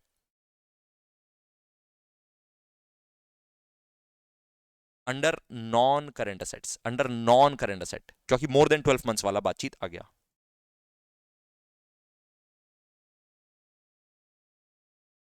sir यहां पर क्या आ रहा है हम लोग को समझ में नहीं आ रहा क्लियरली। आओ देखो थोड़ा फटक से आराम से देखो। सर फाइनेंशियल असेट्स के अंदर में ना क्या आता है, फाइनेंशियल असेट्स का मतलब मनी रिसीवेबल कॉन्ट्रैक्चुअली। तो इन्वेस्टमेंट्स, ट्रेड रिसीवेबल्स, पहले भी आ रहा था अभी भी आ रहा है। लास्ट का जो दो आइटम है वो ऊपर भी आ रहा था, पहले भी आ रहा था अभी भी आ रहा है। इन्वेस्टमेंट्स, ट्रेड रिसीवेबल्स, लोन्स और अदर्स का कैटेगरी तो यहां पर आ ही गया। बीच में जो दो आइटम आ रहा है उसमें कैश एंड कैश इक्विवेलेंट है। Sir cash and cash equivalent तो कोई रिसीवेबल नहीं है। हाँ, जब इंड एस 109 पढ़ेंगे ना तो उसमें देखेंगे कि कैश एंड कैश इक्विवेलेंट को अलग से इंक्लूड किया गया है। कैश को भी फाइनेंशियल एसेट ही बोला जाएगा, ठीक है। Cash and cash equivalent and other bank balances. Sir अगर बैंक बैलेंस अगर अपना है तो वो कैश एंड कैश इक्विवेलेंट ही तो है, करेक्ट। बट आपका अगर फिक्स डिपॉजिट है तो वो भी तो बैंक में बैलेंस है। अगर आप किसी बैंक में फिक्स डिपॉजिट करा के रखे हैं तो वो भी तो आपका बैंक बैलेंस ही है। क्या वो भी कैश एंड कैश इक्विवेलेंट में आएगा? जी हाँ, वो भी कैश एंड कैश इक्विवेलेंट में आ जाएगा अगर उसका मैच्योरिटी लेस देन 3 मंथ्स है तो। सर ये कौन बोलता है? ये कैश एंड कैश इक्विवेलेंट आप समझोगे तब समझ में आएगा कि कैश इक्विवेलेंट किसको बोलते हैं। अपने लिखेंगे ये सब नोट्स में। अगर if there is a deposit of less than 3 months, if there is a FD of less than 3 months, then it is a cash equivalent. तो कैश इक्विवेलेंट में आ गया। लेकिन सर अगर मान लीजिए फिक्स डिपॉजिट है बट उसका मैच्योरिटी 3 मंथ से ज्यादा है और 12 मंथ्स के अंदर है, वो है तो करंट असेट। करंट असेट में भी वो है तो फाइनेंशियल असेट। क्यों? क्योंकि सर मनी रिसीवेबल कॉन्ट्रैक्चुअली है करंट असेट, है financial asset, but cash equivalent नहीं है। तो उसको एक अलग कैटेगरी बनाया, other bank balances. Other bank balances. Sir अगर ये वाला कैटेगरी नहीं बनाया होता तो अदर्स में डाल देते। अगर ये वाला कैटेगरी नहीं बनाया होता तो अदर्स में डाल देते, बट अब ये वाला कैटेगरी बना दिया तो अब इसमें डालेंगे अदर बैंक बैलेंसेस में। सर अगर मान लीजिए फिक्स डिपॉजिट का मैच्योरिटी मोर देन 12 मंथ्स है, 12 मंथ्स के बाद में वो मैच्योर होने वाला है, तो इसका मतलब पहला बात तो वो नॉन करंट असेट है। Yes sir. वो फाइनेंशियल असेट है। Yes sir. उसको कहां डाले सर? फाइनेंशियल असेट्स में, अदर्स में डालना पड़ेगा यहां पर। ये वाला बातचीत क्लियर है क्या गाइस? फटाफट से कंफर्म करो।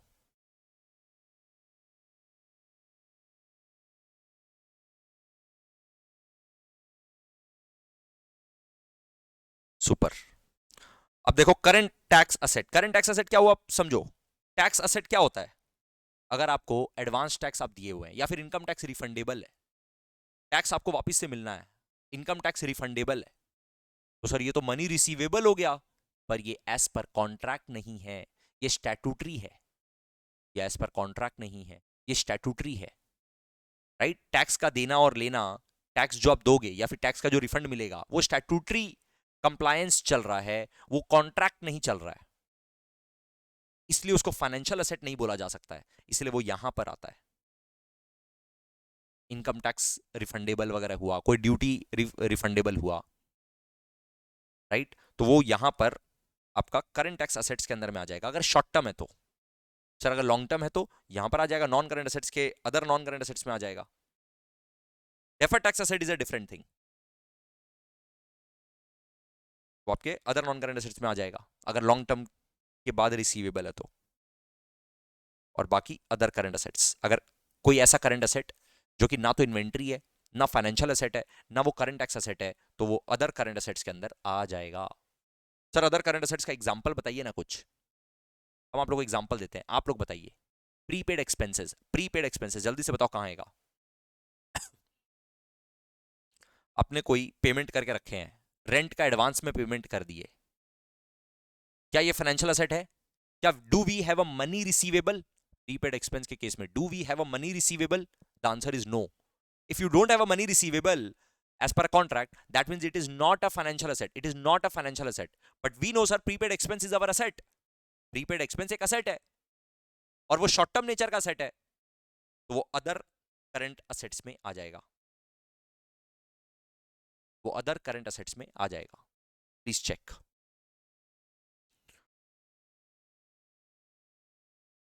सर नॉन करंट असेट में 10 आइटम, करंट असेट में खाली 4 आइटम। करंट असेट का 4 आइटम क्या क्या है सर? इन्वेंट्रीज, फाइनेंशियल असेट्स, ऊपर भी देखो पहले टैक्स दिया हुआ था, ऊपर डेफर्ड टैक्स एसेट दिया हुआ था, नीचे करंट टैक्स एसेट दिया हुआ है, ऊपर यहां पर अदर नॉन करंट एसेट दिया हुआ है, हम लोग अदर करंट एसेट दे दिए। फॉर्मेट तो इजीली हुआ है। सर करंट टैक्स में, करंट असेट्स के अंदर में तो कुछ पढ़ने का है ही नहीं, खाली इन्वेंट्री याद रखो। फाइनेंशियल असेट्स के अंदर में दो आइटम ज्यादा आ जाएगा, और ये दोनों आइटम तो वहां पर भी ऊपर भी टैक्स का सेट था, यहां पे भी टैक्स का सेट है। ऊपर डेफर्ड टैक्स असेट बोले थे, यहां करंट टैक्स असेट बोलेंगे। ऊपर अदर नॉन करंट असेट बोले थे, इधर अदर करंट असेट बोलेंगे। बस इतना सा डिफरेंस। बोलो असेट साइड आपको क्लियर है क्या? Are we comfortable in the asset side? तो लिखना स्टार्ट करो, पहले असेट साइड ही लिखेंगे।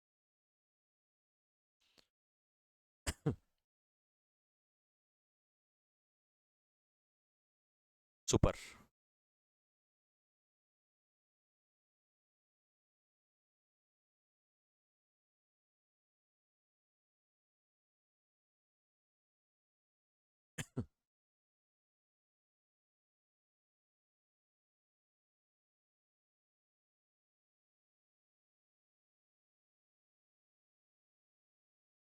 या थोड़ा सा बैकग्राउंड के साथ में लिखवा रहे हैं, लिखो।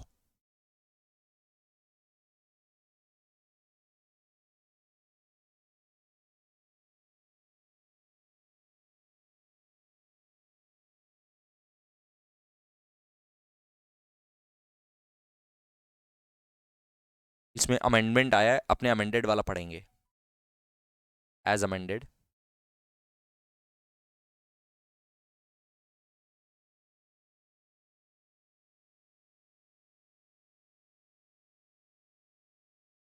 एप्लीकेबल फ्रॉम 1 अप्रैल 2022, मतलब एकदम जो लेटेस्ट अमेंडमेंट आया हुआ फॉर्मेट है वो वाला ही अपने लिए रेलिवेंट है, वही अपने पढ़ रहे हैं। Schedule 3 Division 2 as amended applicable from 1 April 2022। यहां पे एक चीज लिख लेना, Division 1 is applicable for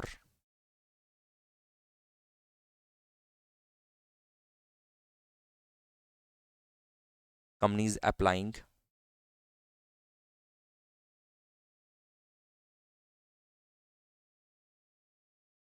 accounting standards.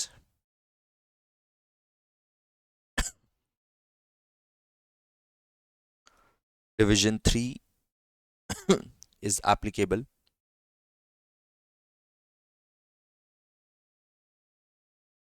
on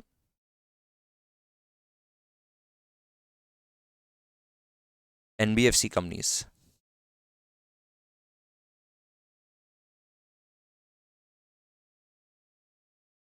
right, मतलब ये वाला चीज आप इंटर में पढ़ चुके हैं, और ये आपके सिलेबस में नहीं है, नॉट इन सिलेबस। Schedule 3 का 3 डिवीजन है, Division 1, Division 2, Division 3। Division 1 accounting standard वाले कंपनीज जो बैलेंस शीट पीएल बनाते हैं उसका फॉर्मेट है, जो कि आप इंटर लेवल पे पढ़ चुके हो आउट। Division 2 उन कंपनियों के लिए एप्लीकेबल है जो इंड एस फॉलो करते हैं, जो अपने फाइनल का सिलेबस है, जो अपने अभी करने वाले हैं। Division 3 उन कंपनियों का बैलेंस शीट पीएल का फॉर्मेट बताता है जो कि एनबीएफसी कंपनीज है। ये भी हमारे कोर्स के अंदर में नहीं है, तो उसका भी बैलेंस शीट पीएल का पूरा डिटेल्ड फॉर्मेट हम लोग को जानने का जरूरत नहीं है। दो एनबीएफसी अपने सिलेबस में है, बट एनबीएफसी में अपने को जितना रिक्वायरमेंट ऑब्वियसली अपने उतना अच्छे से डिटेल में पढ़ेंगे। ठीक है, अब अपने पढ़ने वाले हैं Schedule 3 Division 2 का।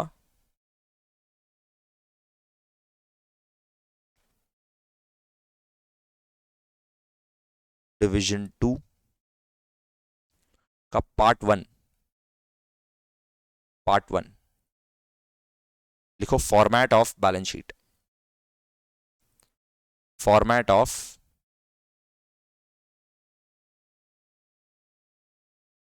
Balance sheet.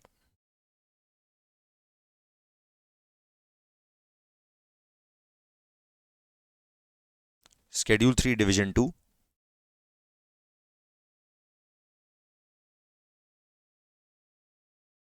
Format of balance sheet. सबसे पहले क्या लिखना होता है sir?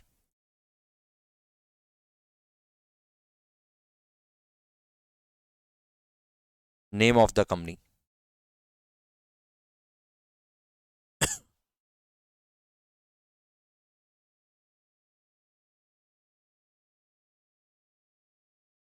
Balance sheet as at, ये जो जाएगा ये जाएगा करंट ईयर का date.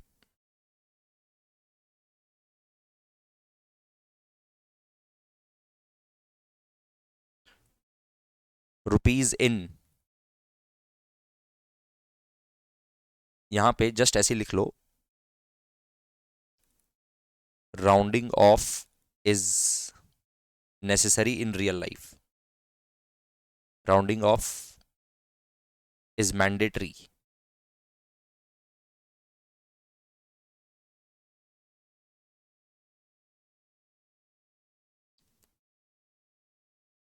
in real life but not in our syllabus, but not for our syllabus.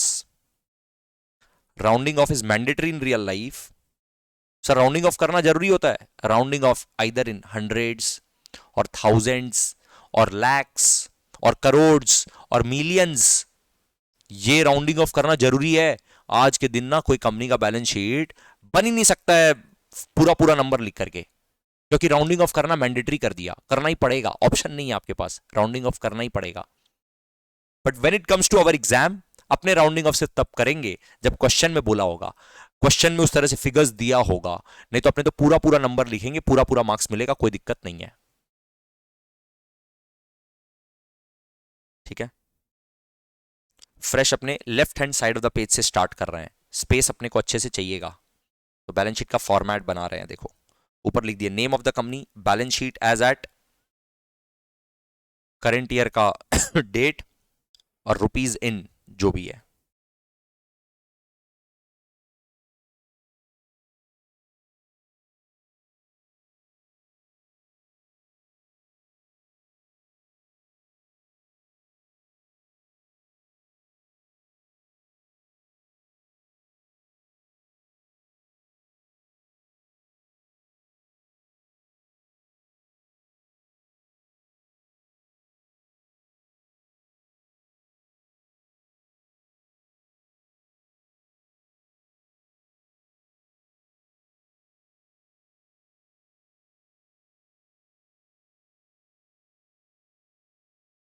Assets, note number, figures as at the end of current reporting year, but अपने सिर्फ current year लिखेंगे short में, और इसको अपने लिखेंगे short में previous year. ठीक है, यहां पर सबसे पहले नॉन करंट असेट्स, अपने को मालूम है सर ए टू जे है, ए से लेकर के जे तक है, 10 आइटम है। पहला 7 आइटम तो आपको बहुत अच्छे से पता है, A B C D E F G. आप बताइए सर, पहला 7 item related to fixed assets है। ठीक है, उसमें से ये 3 आइटम टेंजिबल है, ये 3 आइटम इनटेंजिबल है, फिर बायोलॉजिकल है। ठीक है सर, जो पहला 3 आइटम टेंजिबल है उसमें भी सीक्वेंस फिक्स्ड है, प्रॉपर्टी, प्लांट एंड इक्विपमेंट। उसके बाद कैपिटल वर्क इन प्रोग्रेस। उसके बाद इन्वेस्टमेंट प्रॉपर्टी। ये पहला 3 आइटम हुआ सर टेंजिबल असेट्स का। गाइज अब आप लोग लिख रहे हो मेरे साथ में, एवरीवन।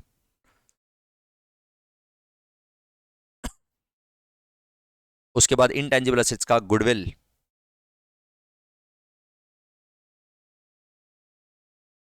फिर other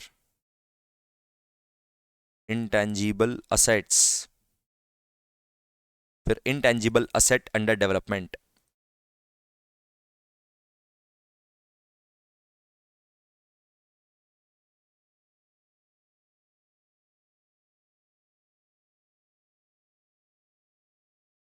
intangible asset under development, फिर number G number G biological assets other than bearer plants.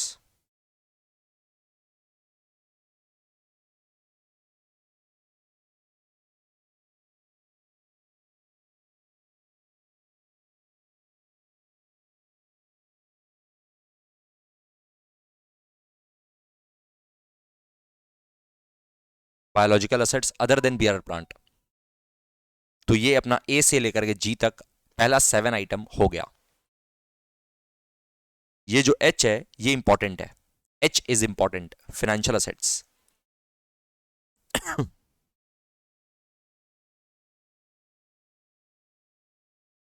Financial assets, financial assets के अंदर में we know that there will be 4 item. Investments,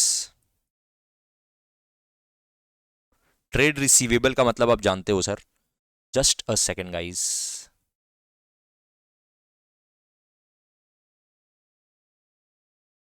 investments, फिर उसके बाद नेक्स्ट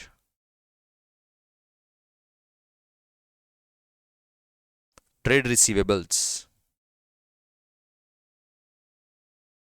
लोन्स, अदर्स।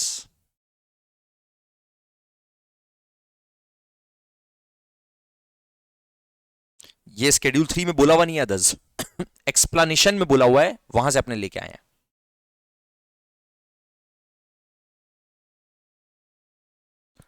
आई क्या है? Deferred tax assets.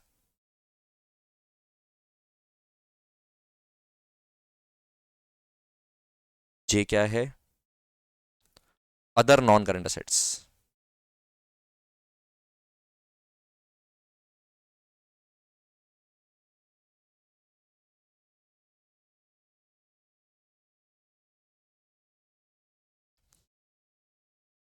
Other non current assets,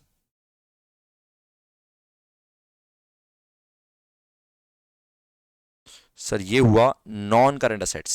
अब हम लोग बात करने वाले हैं करंट असेट्स का।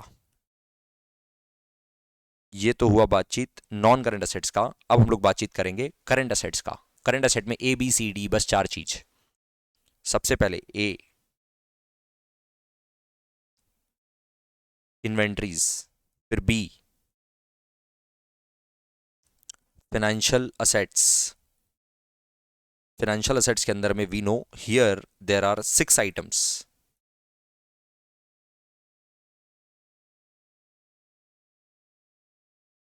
3, 4, 5, 6। सबसे पहले तो सर इन्वेस्टमेंट्स हम लोग को पता ही है,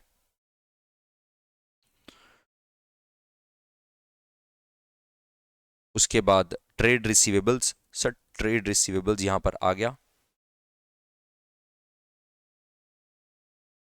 उसके बाद लास्ट का 2 आइटम भी वी नो, लोन्स, अदर्स।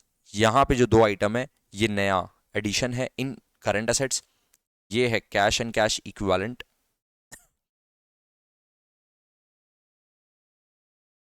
और other bank balances.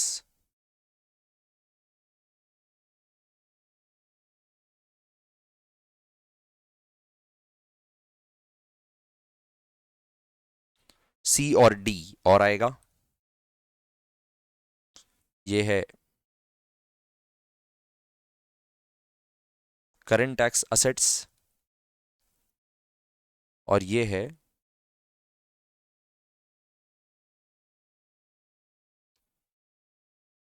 Other current assets.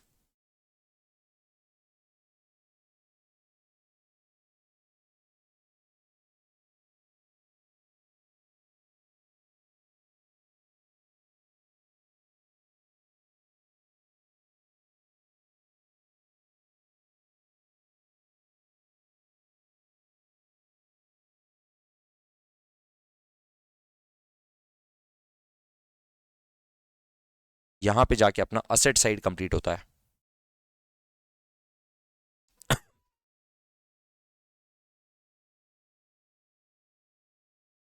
Guys confirm करो, लिखना कंप्लीट है क्या?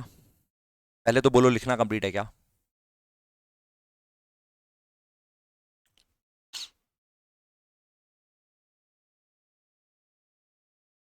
All right, great.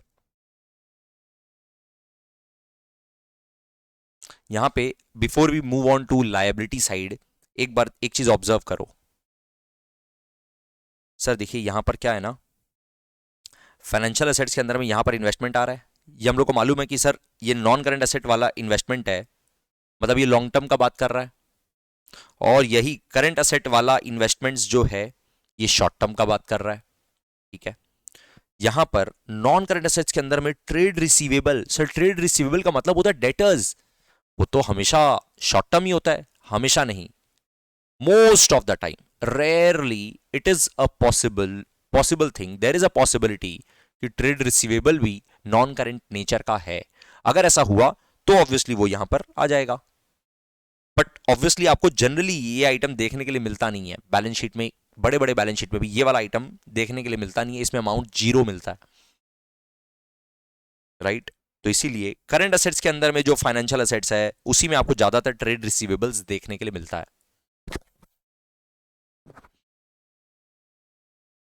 Correct. Sir liability side में हम लोग जाएंगे, बट एक बार फिर से बात करो, असेट साइड में टोटल 14 आइटम्स है, नॉन करंट असेट में 10 आइटम, करंट असेट में 4 आइटम। नॉन करंट असेट का 10 आइटम में पहला 7 आइटम फिक्स्ड असेट से रिलेटेड है उसके बाद फाइनेंशियल असेट है, deferred tax asset, other non current asset. Current asset में सिर्फ 4 आइटम है, पहला आइटम इन्वेंट्री है, फिर फाइनेंशियल असेट है, फिर करंट टैक्स असेट है, फिर आपका अदर करंट असेट्स है। ठीक है, इसके अंदर का डिटेल हम लोग बहुत बार, मल्टीपल बार बात कर करके अब हम लोग के फिंगर टिप्स में है। आई एम श्योर अगर आप लोग क्लास में खाली फोकस किए हो तो ये सारे आइटम्स अब आपके फिंगर टिप्स में है। We are moving on to the liability side. Liability side एक लुक देना है, अपने आप देना है। Equity and liabilities is the name, total assets आ गया, equity and liabilities is the name. इसमें देखो इक्विटी है, इक्विटी में यहां 2 आइटम दिख रहा है, बट कंसोलिडेटेड वाला जो फाइनेंशियल स्टेटमेंट है ना, एक्सप्लेनेशन ठीक से रीड करेंगे ना तो यहां पर एक सी भी आएगा, सी आइटम आएगा, जहां पे अपने नॉन कंट्रोलिंग इंटरेस्ट लिखेंगे। अभी जो अपने फॉर्मेट लिखने वाले हैं उसमें यहां पर अपने लिखेंगे नॉन कंट्रोलिंग इंटरेस्ट।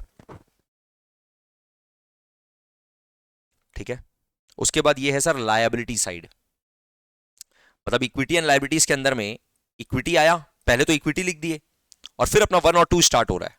देखो इक्विटी पहले लिख दिए, फिर अपना लायबिलिटी साइड में 2 आइटम है, 1 non current liability, 2 current liability.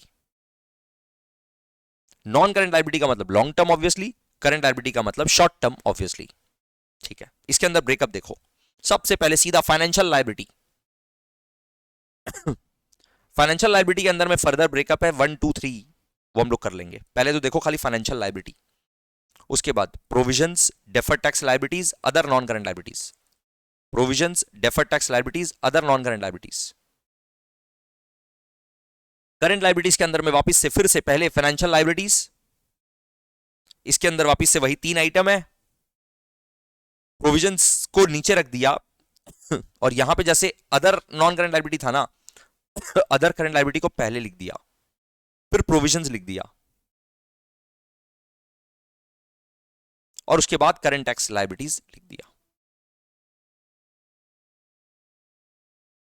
बस यहां पर खाली सीक्वेंस चेंज हो रहा है, सर वही 3 आइटम है, प्रोविजंस, टैक्स लायबिलिटी और other liabilities, provisions, tax liability, other liabilities, वही 3 आइटम है, बस सीक्वेंस चेंज हो गया, पहले अदर लिखो, फिर प्रोविजन लिखो, फिर करंट टैक्स लायबिलिटीज लिखो। यहां पर भी देखो ना ये 3 आइटम ही है, नॉन करंट वाले में भी पहले प्रोविजन है, फिर डेफर्ड टैक्स लायबिलिटी है, फिर अदर नॉन करंट लायबिलिटीज है। ठीक है, एक बार पहले आप लोग को मेमोराइज करवाते हैं फिर अपने लिखेंगे, पहले आप लोग को मेमोराइज करवा रहे हैं, ध्यान देना। सर देखिए लायबिलिटी साइड में क्या है ना, अभी आप लोग यहां पे कुछ लिखोगे नहीं गाइज, इसी में अपने यहीं पे नीचे कंटिन्यू करेंगे लायबिलिटी साइड। ओके, अभी आप लोग कुछ नहीं लिख रहे हो, ध्यान देना। इक्विटी एंड लायबिलिटीज साइड में एक है इक्विटी, दूसरा है लायबिलिटीज। इक्विटी के अंदर में तो सर हम लोग को मालूम है ए बी सी 3 आइटम आ जाएगा, क्लोज हो जाएगा मैटर। लायबिलिटीज में 1 और 2 है, 1 is non current liability, 2 is current liability.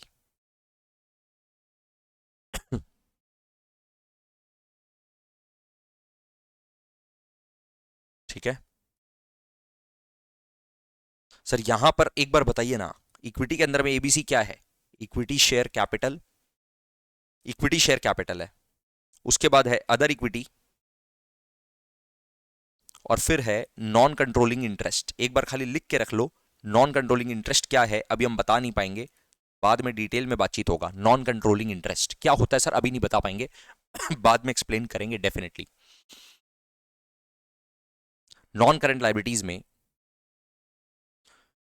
Under non current liabilities sir क्या क्या आइटम है? सबसे पहले फाइनेंशियल लाइबिलिटीज, फाइनेंशियल लाइबिलिटीज के अंदर में 1 2 3 आएगा, और फिर 3 आइटम आएगा, BCD, provisions, deferred tax liabilities, other non current liabilities. Check कर लो।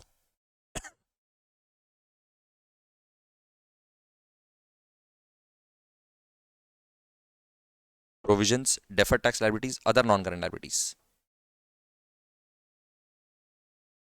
और यहां पर करंट करंट लाइबिलिटी के केस में भी फाइनेंशियल लाइबिलिटीज, फाइनेंशियल लाइबिलिटीज के अंदर में 1 2 3,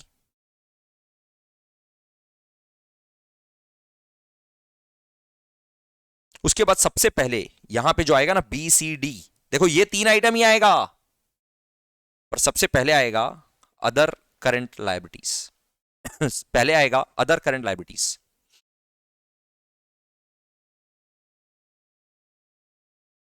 फिर आएगा प्रोविजंस,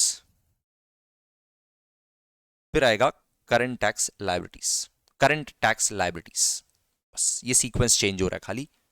गाइस चेक करो, थोड़ा सा मेमोराइज करो एक एक आइटम, जैसे अपने असेट साइड का बातचीत किए वैसे एकदम सिमिलर तरीके से इसका भी डिटेल में एक एक आइटम का बातचीत करेंगे।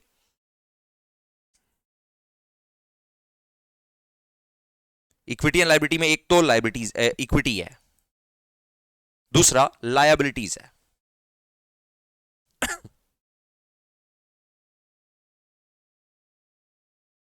लाइबिलिटी में नॉन करंट और करंट है, दोनों में एबीसीडी एबीसीडी है, देख लो एबीसीडी एबीसीडी।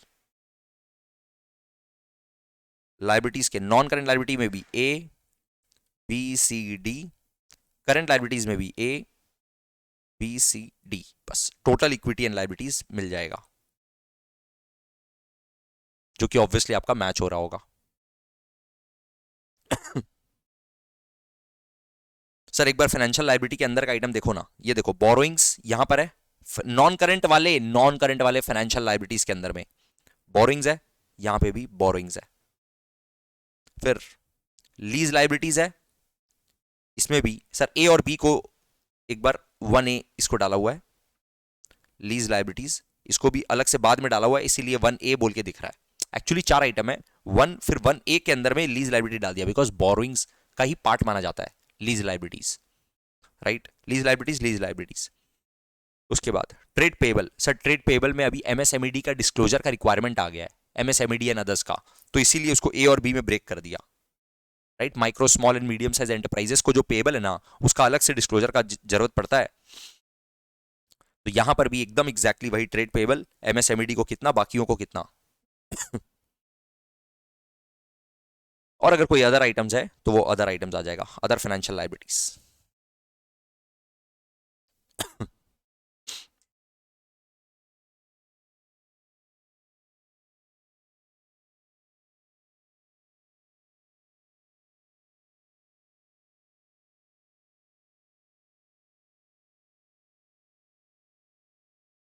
ठीक है गाइस, लिखना स्टार्ट करेंगे मेरे साथ में। अब ये लिखने के साथ साथ ही आपको मेमोराइज भी हो जाएगा गाइस।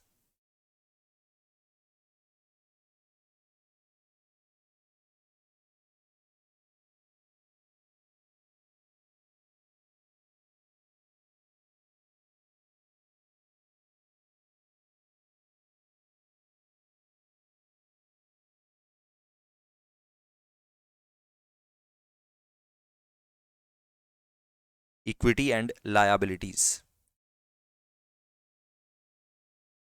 सबसे पहले हम लोग लिखे इक्विटी, इक्विटी के अंदर में लिखो A B C. Equity share capital B, other equity C, non controlling interest.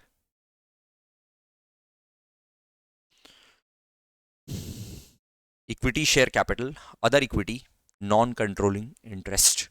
ये नॉन कंट्रोलिंग इंटरेस्ट जो है ये शेड्यूल 3 के फॉर्मेट में नहीं दिया हुआ है, but business combination, consolidated financial statement, end S 103, end S 110 में जब अपने बैलेंस शीट बनाएंगे ना, तो अपने को बार बार ये नॉन कंट्रोलिंग इंटरेस्ट लिखने का जरूरत पड़ेगा as per the explanation.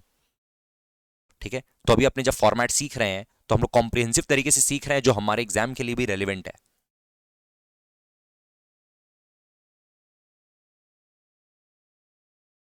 Equity share capital, other equity, non controlling interest. Excellent. फिर सर अभी यहां पर आपके दिमाग में क्वेश्चन आ रहा होगा, सर इक्विटी के अंदर में प्रेफरेंस शेयर कैपिटल नहीं आएगा? पहले हम लोग जब शेयर होल्डर फंड करते थे, पुराना वाला बैलेंस शीट, शेड्यूल 3 डिवीजन 1 वाला, उसमें जब हम लोग शेयर होल्डर फंड लिखते थे तो शेयर होल्डर फंड में आता था पहला item share capital. Share capital के नोट्स में जाकर के हम लोग equity share capital, preference share capital सारा दिखाते थे। अभी आप बोल रहे हैं खाली इक्विटी शेयर कैपिटल। सर ये शेयर कैपिटल नहीं होगा क्या? क्या ये पूरा इक्विटी शेयर कैपिटल होगा? द आंसर इज की yes, it will be equity share capital, it is not preference share capital. तो सर प्रेफरेंस शेयर कैपिटल कहां आएगा? प्रेफरेंस शेयर कैपिटल को सीधा सीधा इक्विटी का पार्ट नहीं मानते हैं। जब अपने फाइनेंशियल इंस्ट्रूमेंट्स पढ़ेंगे, फाइनेंशियल इंस्ट्रूमेंट्स का मतलब सर जो फाइनेंशियल असेट, फाइनेंशियल लाइबिलिटीज का आपने बात की है ना, financial asset, financial liability, end S 109 जब अपने पढ़ेंगे तो आप लोग को पता चलेगा कि प्रेफरेंस शेयर का nature is actually not equity. Preference share का नेचर इक्विटी के जैसा नहीं होता है। आपको ठीक से इवेलुएट करना पड़ेगा, आपको प्रेफरेंस शेयर को ब्रेक करना पड़ेगा कि इसमें कुछ इक्विटी कंपोनेंट है क्या, इसमें कोई लायबिलिटी को कंपोनेंट है क्या। अगर कोई इक्विटी कंपोनेंट निकल के आया तो वो अदर इक्विटी में आ जाएगा। प्रेफरेंस शेयर कैपिटल का अगर कोई इक्विटी कंपोनेंट है तो वो अदर इक्विटी के अंदर दिखा दिया जाएगा। प्रेफरेंस शेयर कैपिटल का जो कंपोनेंट लायबिलिटी नेचर का है वो लायबिलिटीज में जाएगा।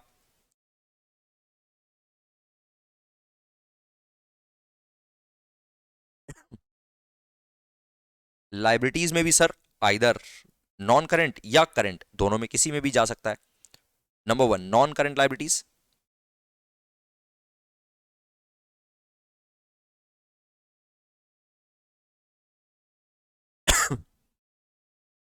नॉन करंट लायबिलिटीज में भी सबसे पहले फाइनेंशियल लायबिलिटीज। फाइनेंशियल लायबिलिटीज के अंदर में सर सबसे पहले बोरोइंग्स,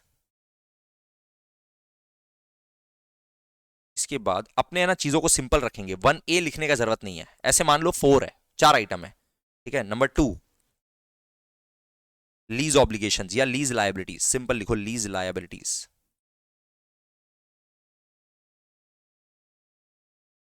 फिर इसके बाद ट्रेड पेबल, ट्रेड पेबल के अंदर में सर फर्दर ब्रेकअप देना पड़ता है towards micro small and medium size, micro small and medium enterprises towards others.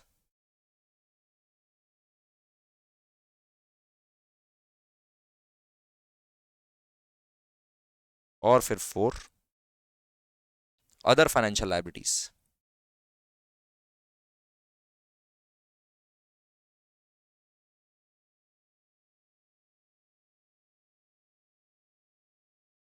ये हुआ सर पहला item financial liabilities.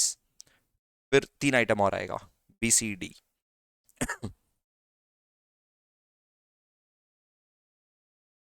Provisions, deferred tax liabilities,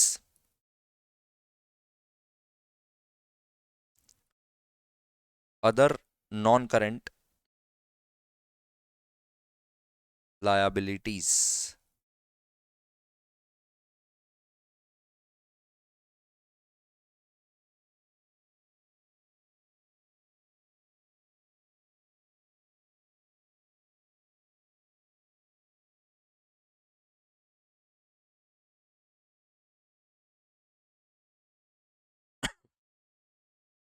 liability side में sir equity and liability side में पहले equity लिखे, लायबिलिटीज में दो है, non current liability, current liability.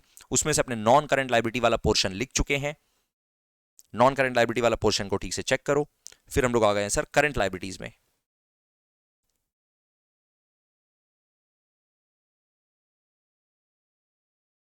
Current liabilities में सबसे पहले फिर से financial liabilities as it is copy paste हो जाएगा, डिट्टो, कोई डिफरेंस है ही नहीं। फाइनेंशियल लायबिलिटीज के अंदर में एकदम एज इट इज 1 2 3 4 आ जाएगा। 1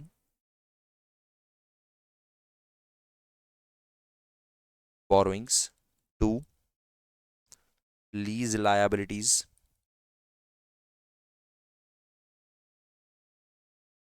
3 trade payables। ट्रेड पेबल्स के अंदर हम लोग दिखा देंगे towards micro small and medium enterprises,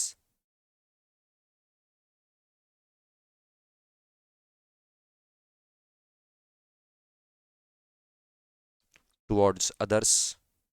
sir इसका क्या चक्कर है ये अपने बात करेंगे अभी।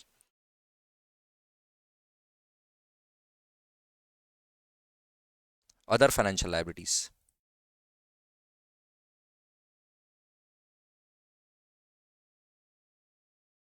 ये तो हुआ फाइनेंशियल लायबिलिटीज। फिर BCD,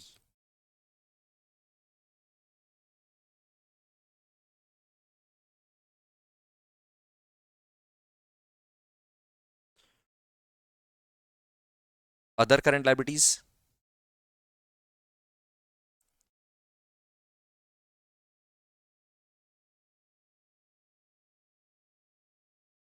provisions,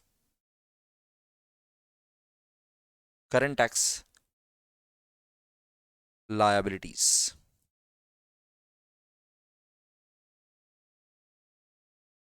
total equity and liabilities.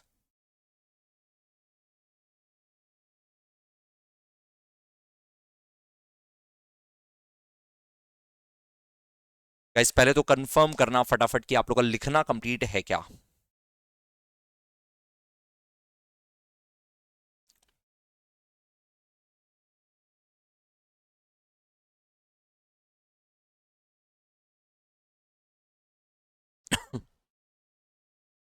Yes,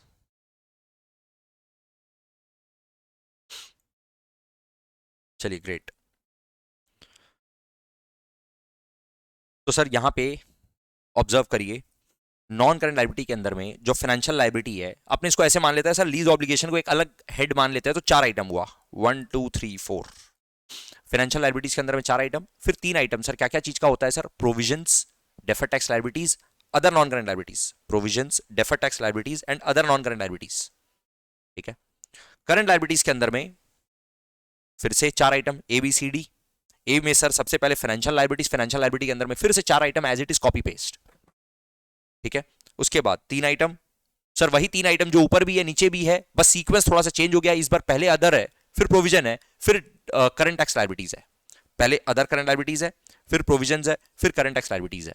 बस थोड़ा सा सीक्वेंस चेंज हो रहा है, बाकी आइटम सेम है। तो आप एक बात तो पहले ऑब्जर्व करो कि सर लायबिलिटी साइड में ना, देखिए इक्विटी एंड लायबिलिटी में इक्विटी तो अलग हो गया, लायबिलिटी में नॉन करंट और करंट दोनों एग्जैक्टली सेम है, दोनों में कोई डिफरेंस ही नहीं है। Non current liability, current liability exactly same है, बस बीसीडी का सीक्वेंस चेंज हो जा रहा है। ए तो फाइनेंशियल लायबिलिटी है जो कि अंदर एकदम सेम है, सेम टू सेम है। बीसीडी नॉन करंट वाले में पहले प्रोविजन, फिर डेफर्ड टैक्स लायबिलिटीज, फिर other non current liabilities. Current वाले में पहले अदर करंट लायबिलिटीज, फिर प्रोविजंस, फिर current tax liabilities. Format same है। अब सर फाइनेंशियल लायबिलिटीज में, फाइनेंशियल लायबिलिटी का मतलब क्या होता है सर, फाइनेंशियल लायबिलिटी का मतलब क्या होता है, contractual obligation to pay the money, contractual obligation to pay, contractually we have to pay something. तो बोरोइंग्स, हम लोग लोन लेकर के रखे, contractually we have a payable, money payable, तो ये अपना बोरोइंग्स हुआ। Lease liabilities is similar to borrowings. Lease contract आप लोग जानते हैं, अकाउंटिंग स्टैंडर्ड 19 वाला, राइट। फाइनेंशियल लीज जो होता है उसमें अगर हम लोग को कोई लीज लायबिलिटीज पे करना है, that is also just like a loan, instalment में पेमेंट जाता रहता है। हम लोग कोई एसेट खरीदे हैं, उसके बदले में लोन लेकर के रखे हैं, फाइनेंस लीज ट्रांजैक्शन, तो it is just like borrowings. ठीक है, इंड एस 116 है जो कि हमारे सिलेबस में है, उसमें आप लोग को ये चीज ज्यादा अच्छे से क्लियर हो जाएगा। Just in case there is any doubt, accounting standard 19 अगर आपका इंटर लेवल पे बहुत अच्छे से नहीं पढ़ा हुआ है, डू नॉट वरी, हमारे सिलेबस में है end S 116 which is about lease, तो अपने उसके बारे में डिटेल में पढ़ने वाले हैं।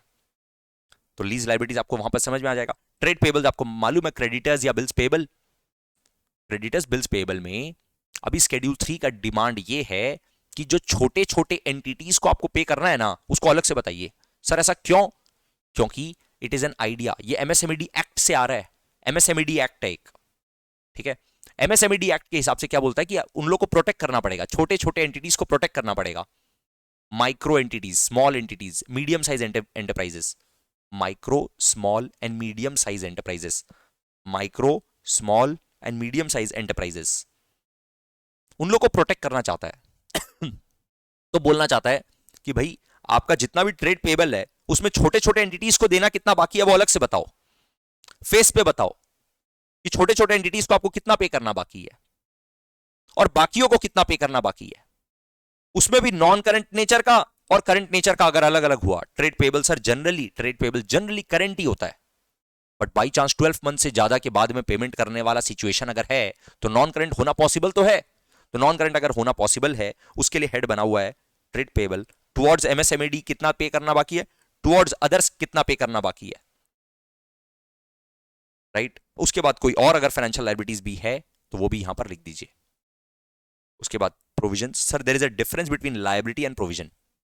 प्रोविजन के केस में the amount is not certain, अपने को अमाउंट अभी क्लियरिटी के साथ पता नहीं है, इट इज एस्टिमेटेड, राइट। तो प्रोविजंस के बारे में भी हम लोग डिटेल में बाद में पढ़ेंगे, बट अपने को पता है सर, इतना बेसिक डिफरेंस हम लोग को पता है लायबिलिटी और प्रोविजंस के बारे में, तो प्रोविजंस यहां पर आ जाएगा।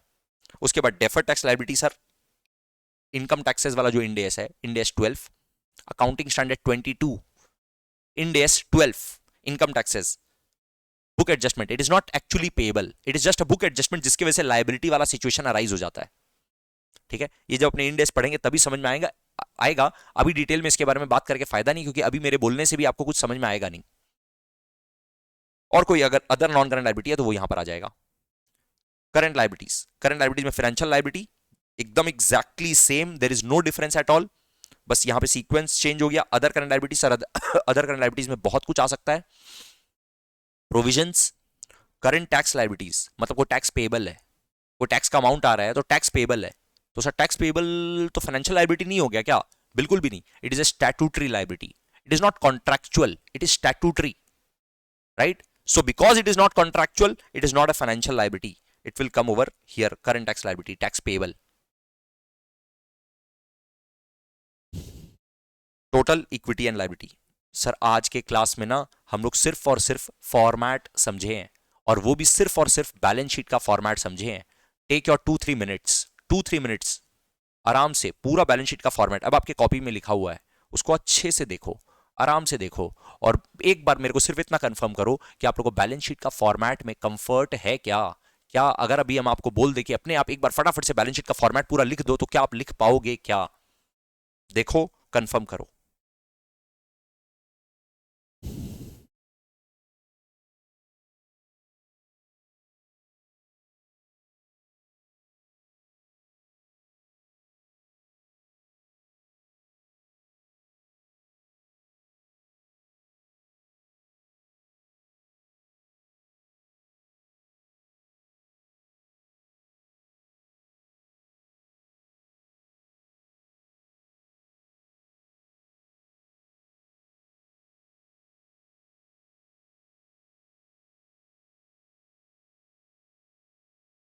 Superb, excellent guys.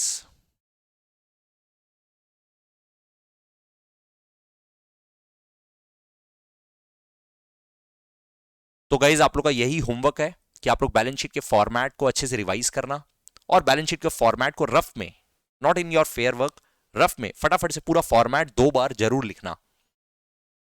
कल अपने मिलते हैं, स्केड्यूल 3 कंटिन्यू करेंगे, स्केड्यूल 3 का division 2 same time tomorrow 9 a.m. All the best guys, see you tomorrow. Thank you so much. Tata, bye bye.